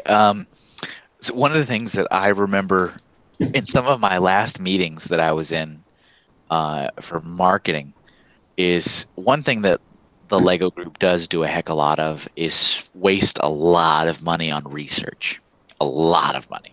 Like millions of dollars into focus testing and more focus testing and research and focus groups and surveys. And so I do trust the data. The downside is they never use the data. They just talk about the data and they never use it. I mean, I've been in so many meetings over the years where it's like, and here's what we learned. And I'm like, okay, so we're going to do something about that, right? No. Okay, that's good. And so one of the things that was pretty apparent is that there was a ton of research that shows that especially kids love destruction. Mm-hmm. They love destruction a hell of a lot more than building. And so there was so much that said, like, you know, if you were to do a video on pushing a Lego model off the table, it'll get like 600% more engagement than a build video. Or, I mean, just like, it was off the charts. And it's like, okay, so what are we going to do how are we going to, like, no, we can't do that because we can't show Lego being destroyed. And it's like, okay. So when you were like, should I make extras and destroy them? If you want your channel to skyrocket, yes, you should. You should start making content where you destroy castles and you will be like YouTube star. Oh man! I mean, you could create. People only knew how long it took to build these modules. It'd be just like, wow, he just spent 10 hours on that and he destroyed it in like 30 seconds. Wow! They would love it. Well, have you played Brick Wars at all? Brick Wars? So, yeah. No. It was created by Mike Grayhawk, who I believe you know, Kevin. Yeah, sure. He was one of the Fallen. Yes, but it's basically a tabletop game, and it's one of those games where you use dice rolls and a tape measure to do like range and all that kind of fun stuff. But a key of it was like breakaway structures that can be damaged while you're playing a game, and you have to, since a lot of stuff was line of sight, you can do that kind of stuff. So you could create, say, Brick Wars compatible structures.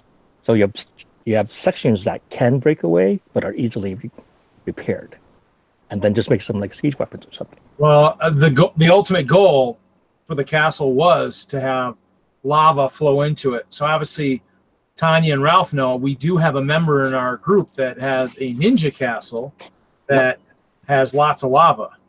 But this is the first time you have ever mentioned lava coming out of the castle. Yeah. What? What are you talking about? The goal is lava in the castle. It's a castle made out of ice. Lava will melt it, won't it? Lava should melt ice, shouldn't it? So now all you have to do is pour out just trans blue round plates in a giant bowl, and you'll say, "Mission accomplished." The ice castle has melted from the lava. I was going to point this out.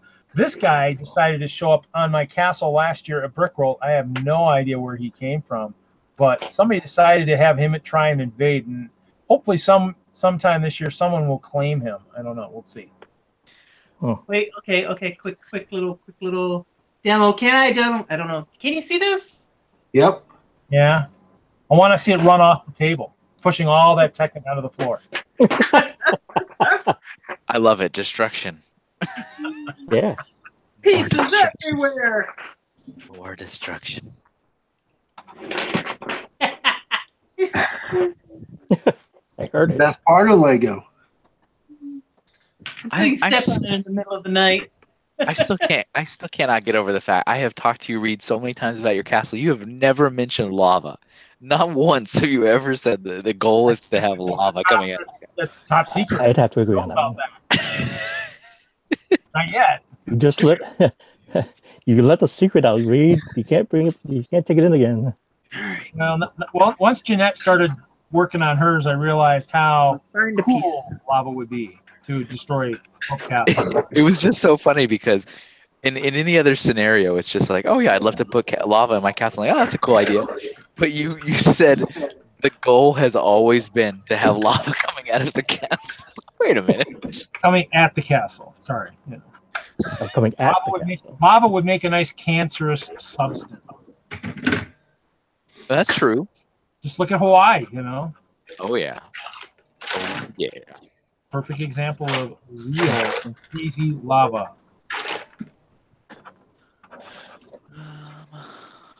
Man, this is not convenient. Sorting in one room and putting it away in another room. Oh, are you in the sorting room? Is that where you're at now? Because I've already sorted all my pieces, so now I'm taking what I have on the table into the other room and putting them away.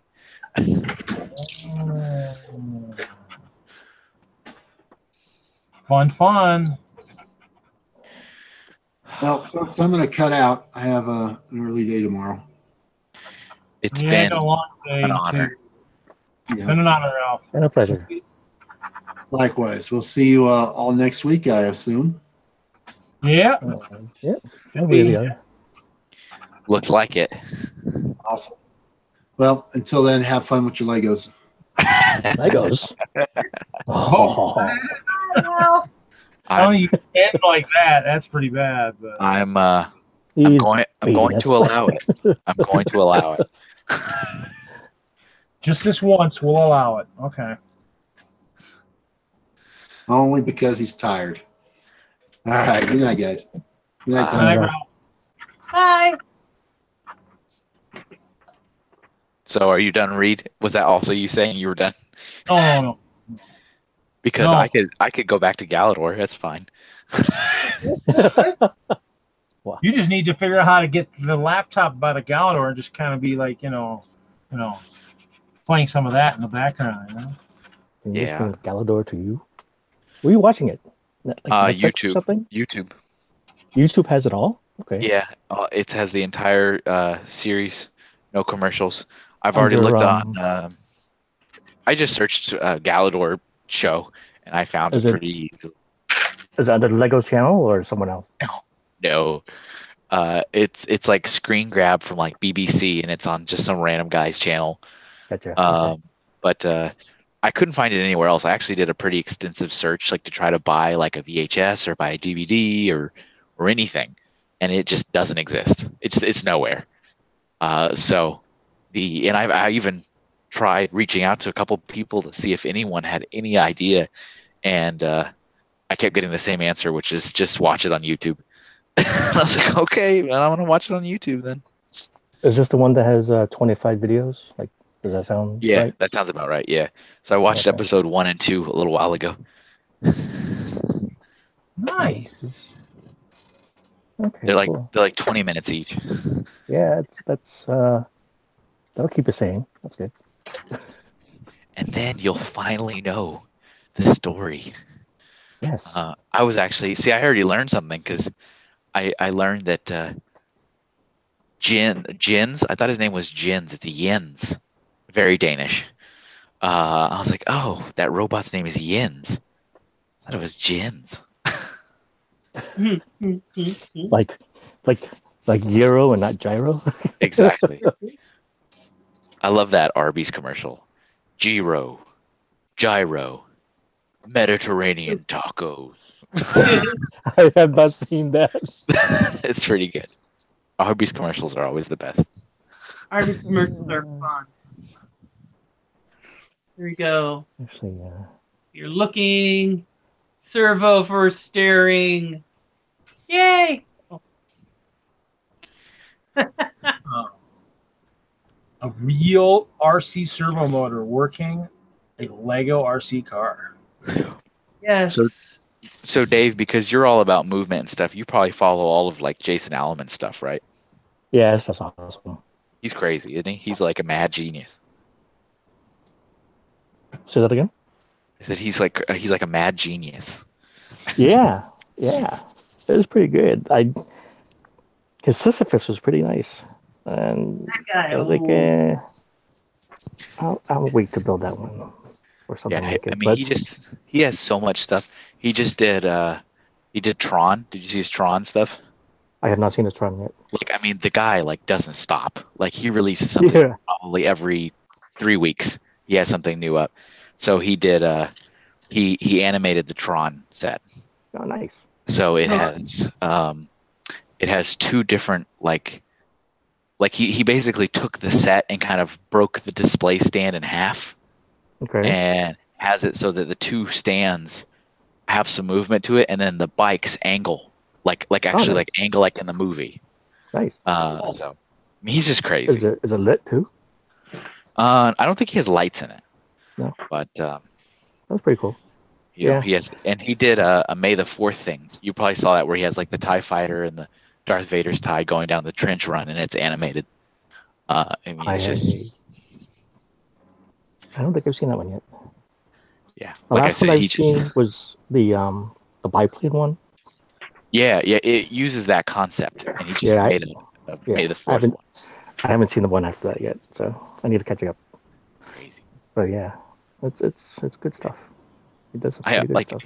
he's that guy that, you know, every Lego builder has that guy that you look at their stuff and like you're holding your pieces, like this is me holding my pieces, and you look at their thing and you're just like, I'm done. Everybody, it was fun while it lasted.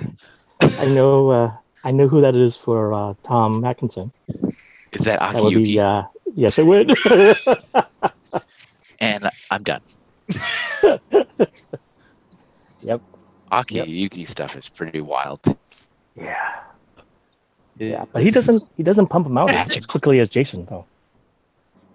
All right, do you see it? Oddly quick with his new content. Yeah. Actually, He's- supported his Kickstarter with the PFX brick. Do you Oh, see this that's Jason's? Spectrum controller? Yeah, Jason was doing part of that. Yeah, he was Oh. half I didn't realize that. half developer of that one. I'm still waiting for mine, but I think KL got his already. But, Cool. yeah. Do you see this beautiful Spectrum controller? Oh my goodness. That's like Hey, Hey, serious, wait a second. Wait, like what do you mean? it's like serious that? business. That's not Legos, is it? No, doesn't look Lego. Uh-huh. So all the servos are like RC servos too? Yeah. Because I despise the Lego Rs servo motor. The Lego servo motor has made it to the top of my I hate this piece list. Their It is the original RC car, overpriced, but it does. it was like a I forget what it was, like a F1 car, I think, with an RC controller like that and an RC base. That one was actually pretty nice.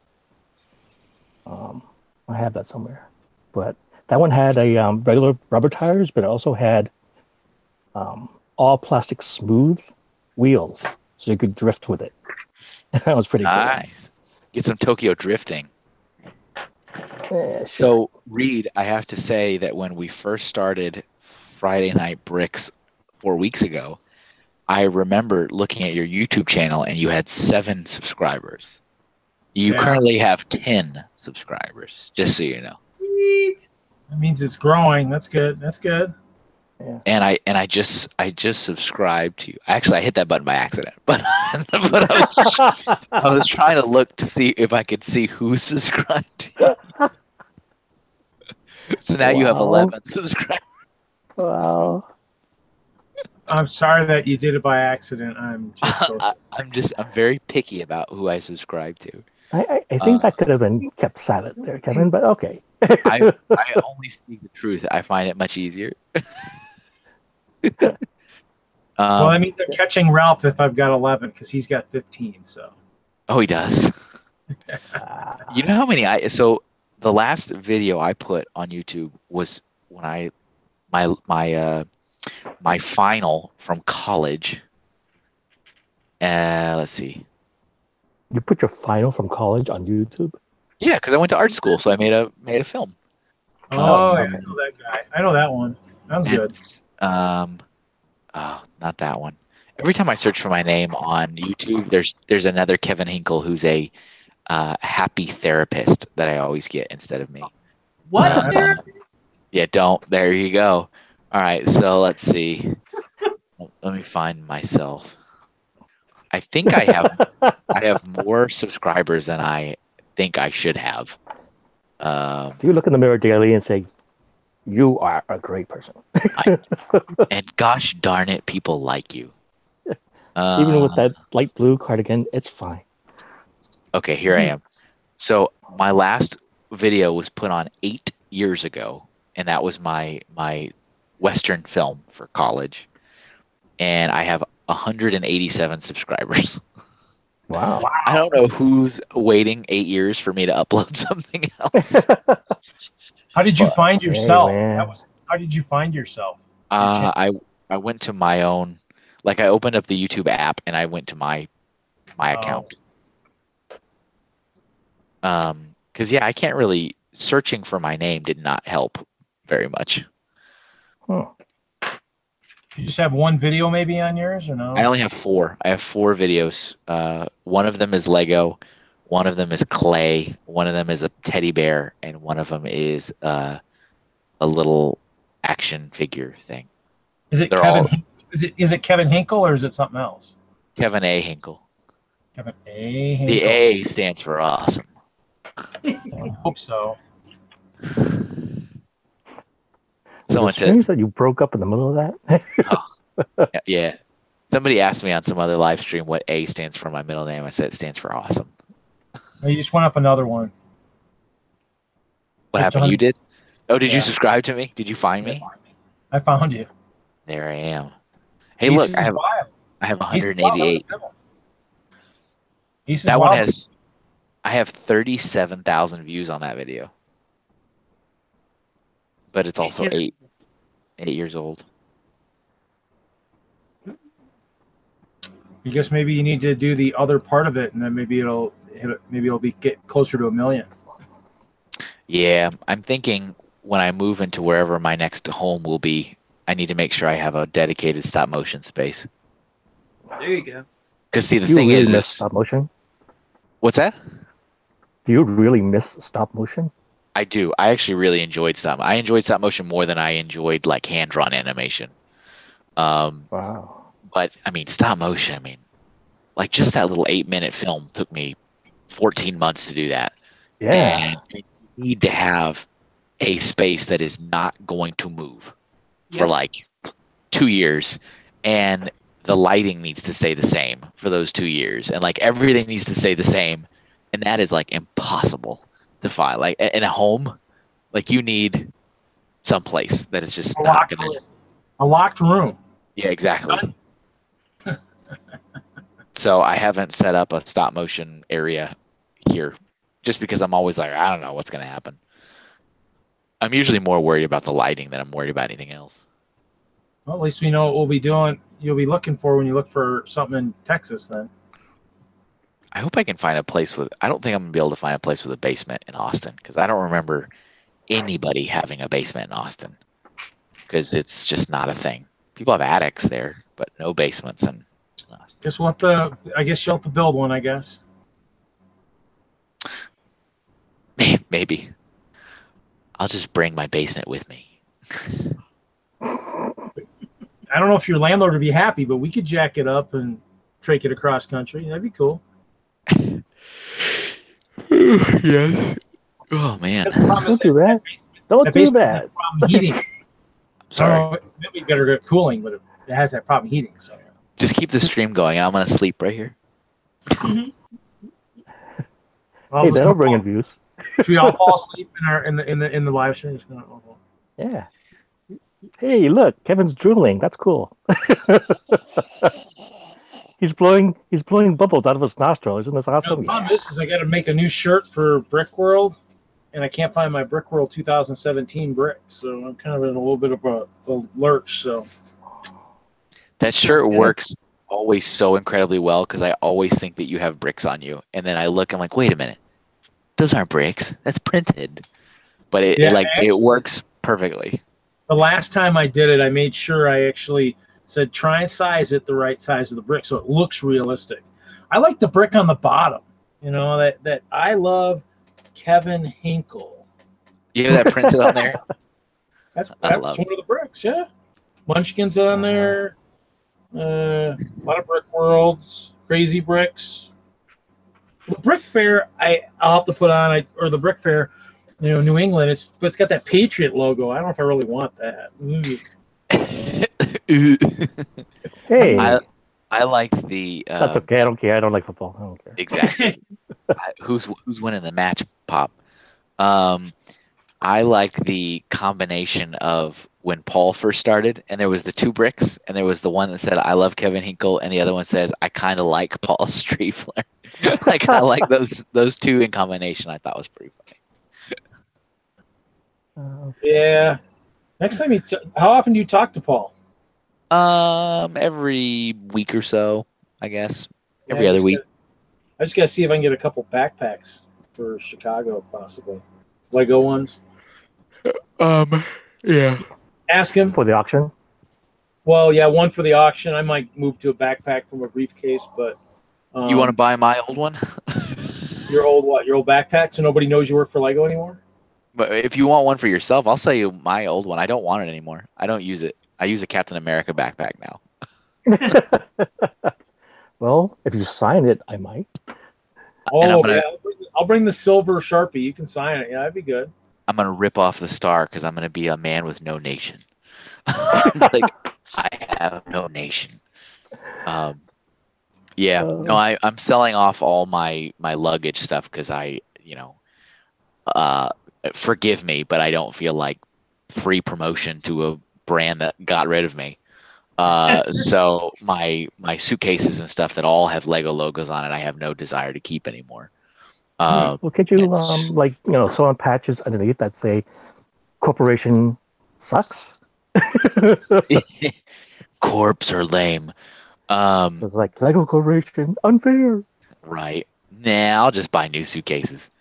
But somebody was asking about purchasing like the whole lot for me, like all my suitcases and duffel bags and backpacks, and Wow. he gave me a price quote, and I was like, dude, the backpack alone is worth $600. And he's like, no, it's not. I'm like, dude, I have been to 50 fan events in the last 6 years, and I have been to so many auctions, and I can tell you exactly how much that backpack is worth. And he's like, oh. It's like I have sat in the audience and watched backpacks go for $600 to $800 every single time. I was like, no. Yeah, mine did. Mine went for something like that, but I kind of wish the inside was a little bit better than what was in there. That's kind of bad on my part, but wasn't that like you put a bunch of stuff in there and they never talked about anything inside of it or something like that, right? Yeah, they did, and it went so high. I'm just kind of like, I don't feel good about that. So. Yeah, I don't know. I'd maybe be interested in another Lego duffel bag, maybe, but I've got one. Eric got that for me. Yeah, I have two different styles of Lego duffel bags. Just have to replace them with the mega duffel bags and backpacks. Yeah. I'll get Hasbro and Mattel bags. And like all these other crazy brands. So on a Leppin patch. Ooh, yeah. Now we're talking. I love it. If you strike me down, I shall become more powerful than you can ever imagine. You're too funny. I just want to recreate as many Star Wars scenes as I can with my old colleagues. Your overconfidence is your weakness. Wait, no, I'm sorry. I did that the wrong way. It was your faith in your friends is your weakness, and your overconfidence is yours. Yeah. It was his hubris that brought it down. Mm-hmm. Yeah. Star Wars. I think David tried his camera momentarily. Oh, yeah. A little symbol popped up. Yeah. Actually, I am going to drop off. You going to drop off, David? Okay. Yeah. It is 12:30. Yes. Good talking to everyone. Goodbye. Thanks, David. I will try and get this to work this week.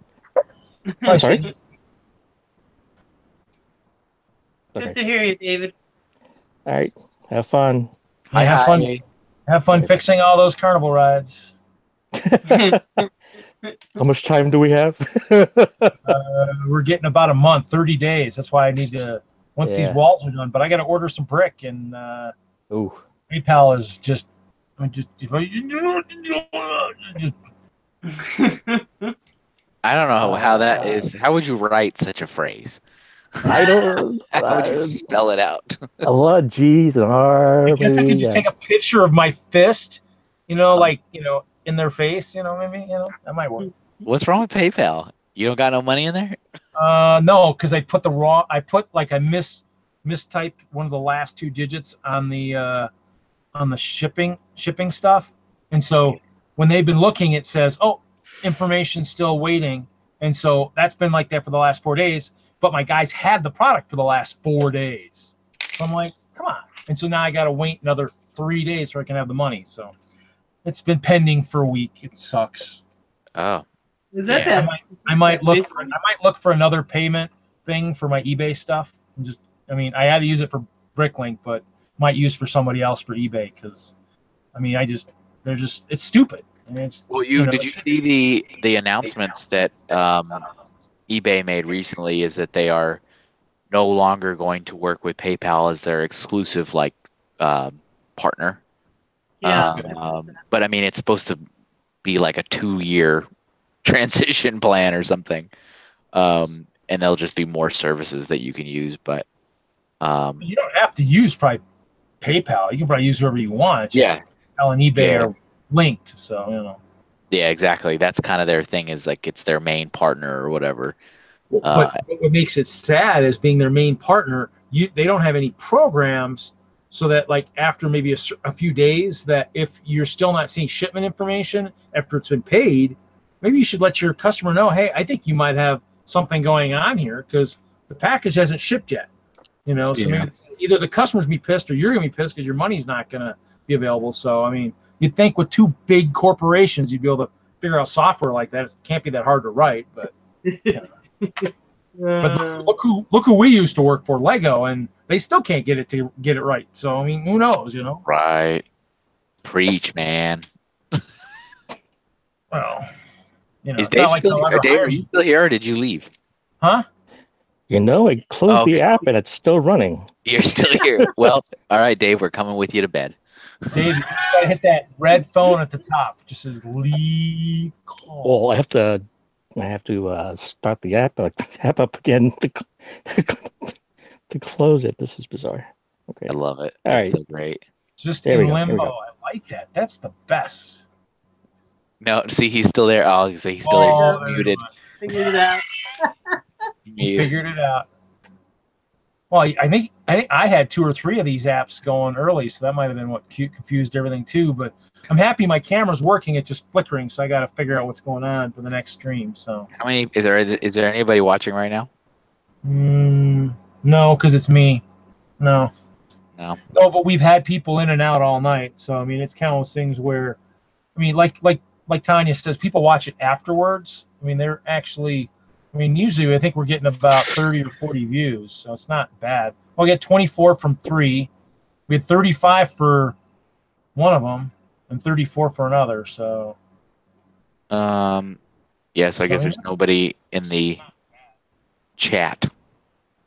No, Gareth is the last one who said anything, and he's one of our members who moved out east. So, but I mean, it's one of those things where we just got to figure out a niche to find who wants to watch. So it might be something where, because we talk about a lot of cool stuff, it might be something where hopefully maybe Brickworld might help, and that's a month away. That could help too if we stream from there. The problem is you have your thing, I think from 6 to 6:30, and then the auction is from 7 to 10. So unless we stream from that's if I'm in there. If I'm in the semifinals, I might not be. No, you're judging the the other thing. Kevin Hinkle. That's from 6 to 6.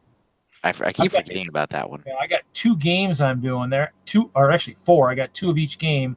I was rechecking my schedule because he's got tickets. Tickets open tomorrow. Oh, you know what?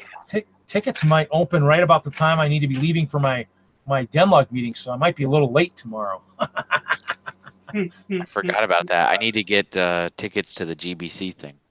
Yeah, that's what I was gonna try and get. I was telling But Richard. it's kind of weird though, right? Because you buy the GBC package. Like I already purchased the GBC kit, but then I need to That's also. last. Oh, it is? Are you sure? Yeah, yeah. If you purchased something, that was I did. that was the kit for last year. Oh, okay. See if it's still up. I'll go into my page real quick here. The kit that was. Yeah, you know what? I mean, I think it's all. Whoa. Oh, actually, I have to log in. But actually, it's actually. Oh, you know who's Bricksmith subscribed to your channel? Nice. Yeah. Well, he popped in last week right as we started, and I didn't really notice him. Let's see the kit. And you have Brick Vibe. Oh, you know what? Pre-orders are done. So you know what? But it was one of the kits from a previous year. I don't think it was last year's because Richard stopped and talked to Brian like last week and said he still had kits from last year. I said last year's model, I wouldn't mind another one or two of, and then mine is crushed somewhere. I mean, it fell off the top of something and just. I'm like, oh yeah. Well.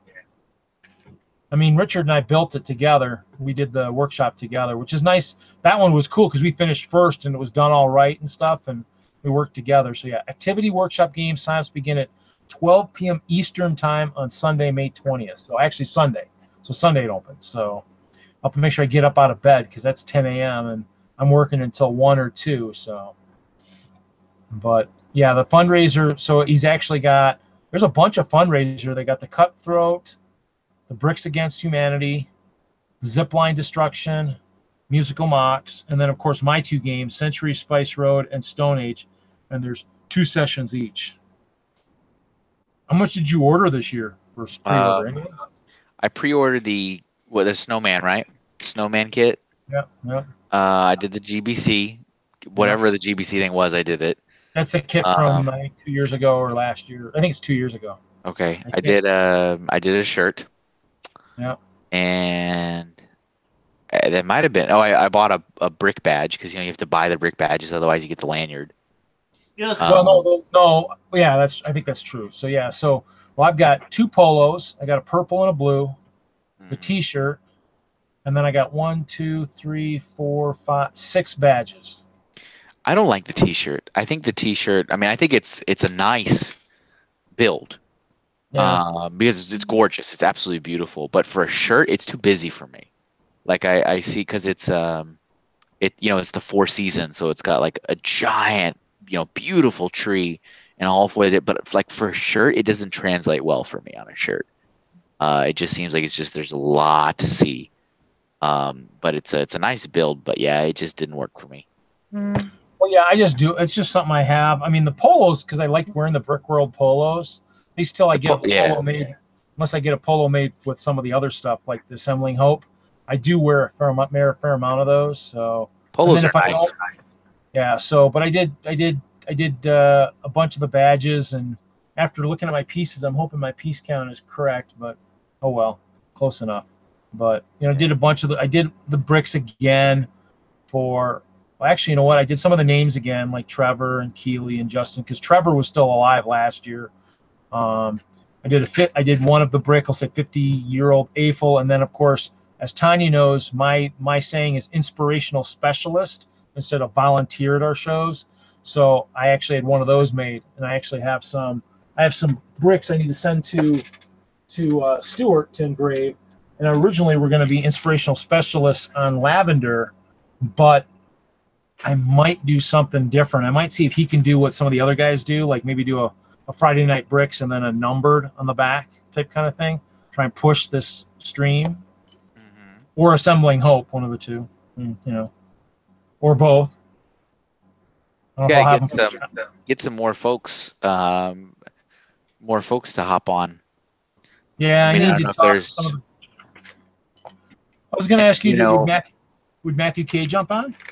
He doesn't really like to do a lot of streaming anymore. He's kind of like, he might. I don't know. He might, but yeah, he seems to be. He worked with the other one, and it's kind of things where that started as just a fun activity. So you never know where it can go. So. Yeah, I would say because yeah, I mean, definitely no offense to Denlug at all, but if there's other people from other areas of the country, I'd like to get through people on. through Brick World or whatever, it'd be nice to get a couple different voices every now and then. I mean, they don't, like I said, Bricksmith almost always is down for anything. I'll He's and he's already subscribed to your channel. But he's in Florida. Bricksmith's in Tallahassee, I believe. Be ahead, but that's fine. Yeah. But yeah, just get some different voices in from different areas. Yeah. So yeah, so I'll keep looking. I mean, that's why going to Brick World. I mean, the next 4. I mean, that's why. Well, Richard said he'd jump on if he had good service, and so that's why I posted something on Facebook just so, I mean, I need to kind of message him and say, if you're going to jump on, look for my post on Facebook, message me, let me know you're ready, and I'll send the invite. So I mean, Richard said he'll jump on because from an RV that'd be kind of cool. So it would be interesting. But yeah, him and yeah, I just need to get out there and see who wants to jump on from different parts and stuff. So did you see John and Joshua are in Europe for the next month? I wonder if they're going to be back for Brick World. Yeah, they don't ever miss Brick World. I mean, those guys, their channel has exploded. I mean, those guys are making so much money. I mean, they're both totally sustained. All of their trips are 100% paid for by the channel. It's just incredible. And is that just from advertising, basically, built through some of the videos? That's Beyond the Brick, aren't those guys? Yep. Yeah, Yep. Beyond the Brick, and I think they have like 500,000 subscribers now. So it's advertising through YouTube. It's also advertising through their own videos. So like when you see like a Brickmania ad before their videos, like that's 2 different ads because there's the YouTube ad and then there's like the Brickmania ad. So as an example, I think there's more, but Brickmania is the one that comes to mind. So I mean, they're doing the 2 different types of ad revenue, and of course they also have ways you can donate to the channel. They have a Patreon. So yeah, they have 297,000. I thought I was a subscriber, but obviously I wasn't. So kind of interesting. Yeah. I'm a subscriber. They're a good channel. I like their vids. Yeah, some good stuff. Yes, they do. Yeah, it's one of those things where so we'll see. I mean, that's kind of those things where we just need to see. That's why I've been still trying to talk to. Well, that's why I mentioned a guy the one night if he'd jump on Himber from Crazy Bricks / Steve Jackson Games, because maybe he could push some of the stuff. Maybe give us a sneak peek in some of the loot for Brick World. And I'm guessing possibly since Munchkin Starfinder just came out, and that was the one I talked about last week. I'm guessing that's what we might be playing. So. But I mean, I'll talk. I'll kind of message some people and see. I mean, he's in Texas, so he's right same time frame as I am, maybe an hour ahead, maybe. Yeah. Maybe Central. So we'll see. I mean, like you said, I mean, it starts slow. I mean, it's a matter of making sure that if there's people on there that want to see certain people like yourself, that we know what's going on. So I might just might have to just create an email or something, as we get like a couple days before and just see what everybody's got going on. So. It is what it is. I mean, like it says, I mean, it's about having fun with friends while you're building and sorting Lego. Exactly. Well, all right. We're You wanna almost just call approaching 1 o'clock in the morning my time. Yep. Call it. Yeah, and this is as far as I got today, Mr. Kevin and Mr. Nice. Reed. Good. It works. It's just now I got to build the front end. And the front end is more complicated because steering. You can bring it to the meeting tomorrow and show it off. I can bring it down, yes. Nice. Okay. Well, we'll call it, and then I'll talk to everybody later, and hopefully I'll fix my glitch by next week, I hope. Yeah, Next good luck. week I can have actual real internet, so I'll probably set up something through my computer instead of sitting here on my phone. that or if I can get mine figured out, I have an extra webcam. So. Yeah. Sweet. Well, yeah. Enjoy your get together tomorrow. Oh yeah. Oh yeah. We'll be voting, so we'll see how that goes. Kind of hoping I get elected as treasurer, but you know anything's possible. I need to probably work on something right now if I can find what I'm looking for. But yeah, we'll see. Ooh. Otherwise, Look at this. Kevin, It just got posted. Registration is open for my What? new T-shirt subscription service. Oh, cool. T-shirt subscription service for what? So me and Chris Barn are teaming up to launch a shirt service where we're making AFL shirts.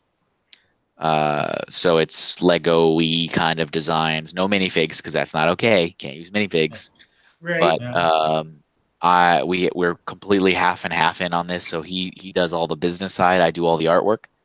And he just posted this 4 minutes ago. That me you the can link. now bricksonthedollar.com and then look for the T-shirt service. Cool. The first one will be the first shirt will be a yellow classic castle inspired design. Nice. Yeah, I saw that you posted that the other day. And then the next shirt after that will be monorail. There you go. So we already have some good Images stuff. you were looking for? Huh? Did you get your images you were looking for the monorail? I did. See the sad irony of it is I wanted to go really, really detailed, which is why I wanted pictures. And I was able to find a buddy of mine in New Jersey had a set, and he was able to send me pictures. But then after I started playing around with the design, I went really simple. So I actually didn't need the pictures at all. So I was going to go really, really detailed on the image, but then I was like, it's not working for a shirt. So then I reversed back and went super clean and simple with it. But I'll give you we can end on an exclusive. I'll show you the design, but it's for the monorail one because I'm not done with the castle one, and the castle one's the first one. That's the launch shirt, but this is the monorail. It's very simple, but classic monorail. You'll notice that monorail is written out in monorail track. Yep. And I have it red, but I don't know because I keep showing this to people and they say it looks like a mushroom from Mario, and I'm like, oh, maybe I don't want to have red then. Maybe I want yellow, because the monorail is either people know it as either red, or they know it as yellow, or they know it as gray. Those are the three monorails, and I feel like most people know it as red, which is why I went with red. But maybe I'll change the color because I don't want people thinking it's the Mario mushroom. I remember the gray one from the so I might space stuff, right? Yeah. Yeah. Because that was my bid. But yeah, the castle stuff is I posted that online. That one is driving me crazy, but I think it's going to be awesome when it's done because that's a combination of MC Escher and the castle. So I mean, the perspective is all wonky and crazy. Do you have to have the Lego logo on there for that one with the castle? Will you get in trouble for that? No, I'm not. That's a reference photo. This is my actual artwork. I'm just using these two. Like that's the MC Escher artwork, and then that's the castle artwork. I'm using these as reference to create the image for the shirt. Oh, okay, cool. Yeah, it looks good. Looks really good. That one, it will be I think that one's going to be really cool as a launch shirt. So maybe I'll set the bar too high, and then nobody will want the monorail. Sure. It's too lame. But yeah, cool. All right. Well, yeah. Hey, it's been fun. Rest up, everybody. Yeah. Rest up, everyone. Okay. Yeah. Have a good night, everybody. And I'll see you tomorrow, Reed. Yep. Sounds good. You guys have a good night. Bye.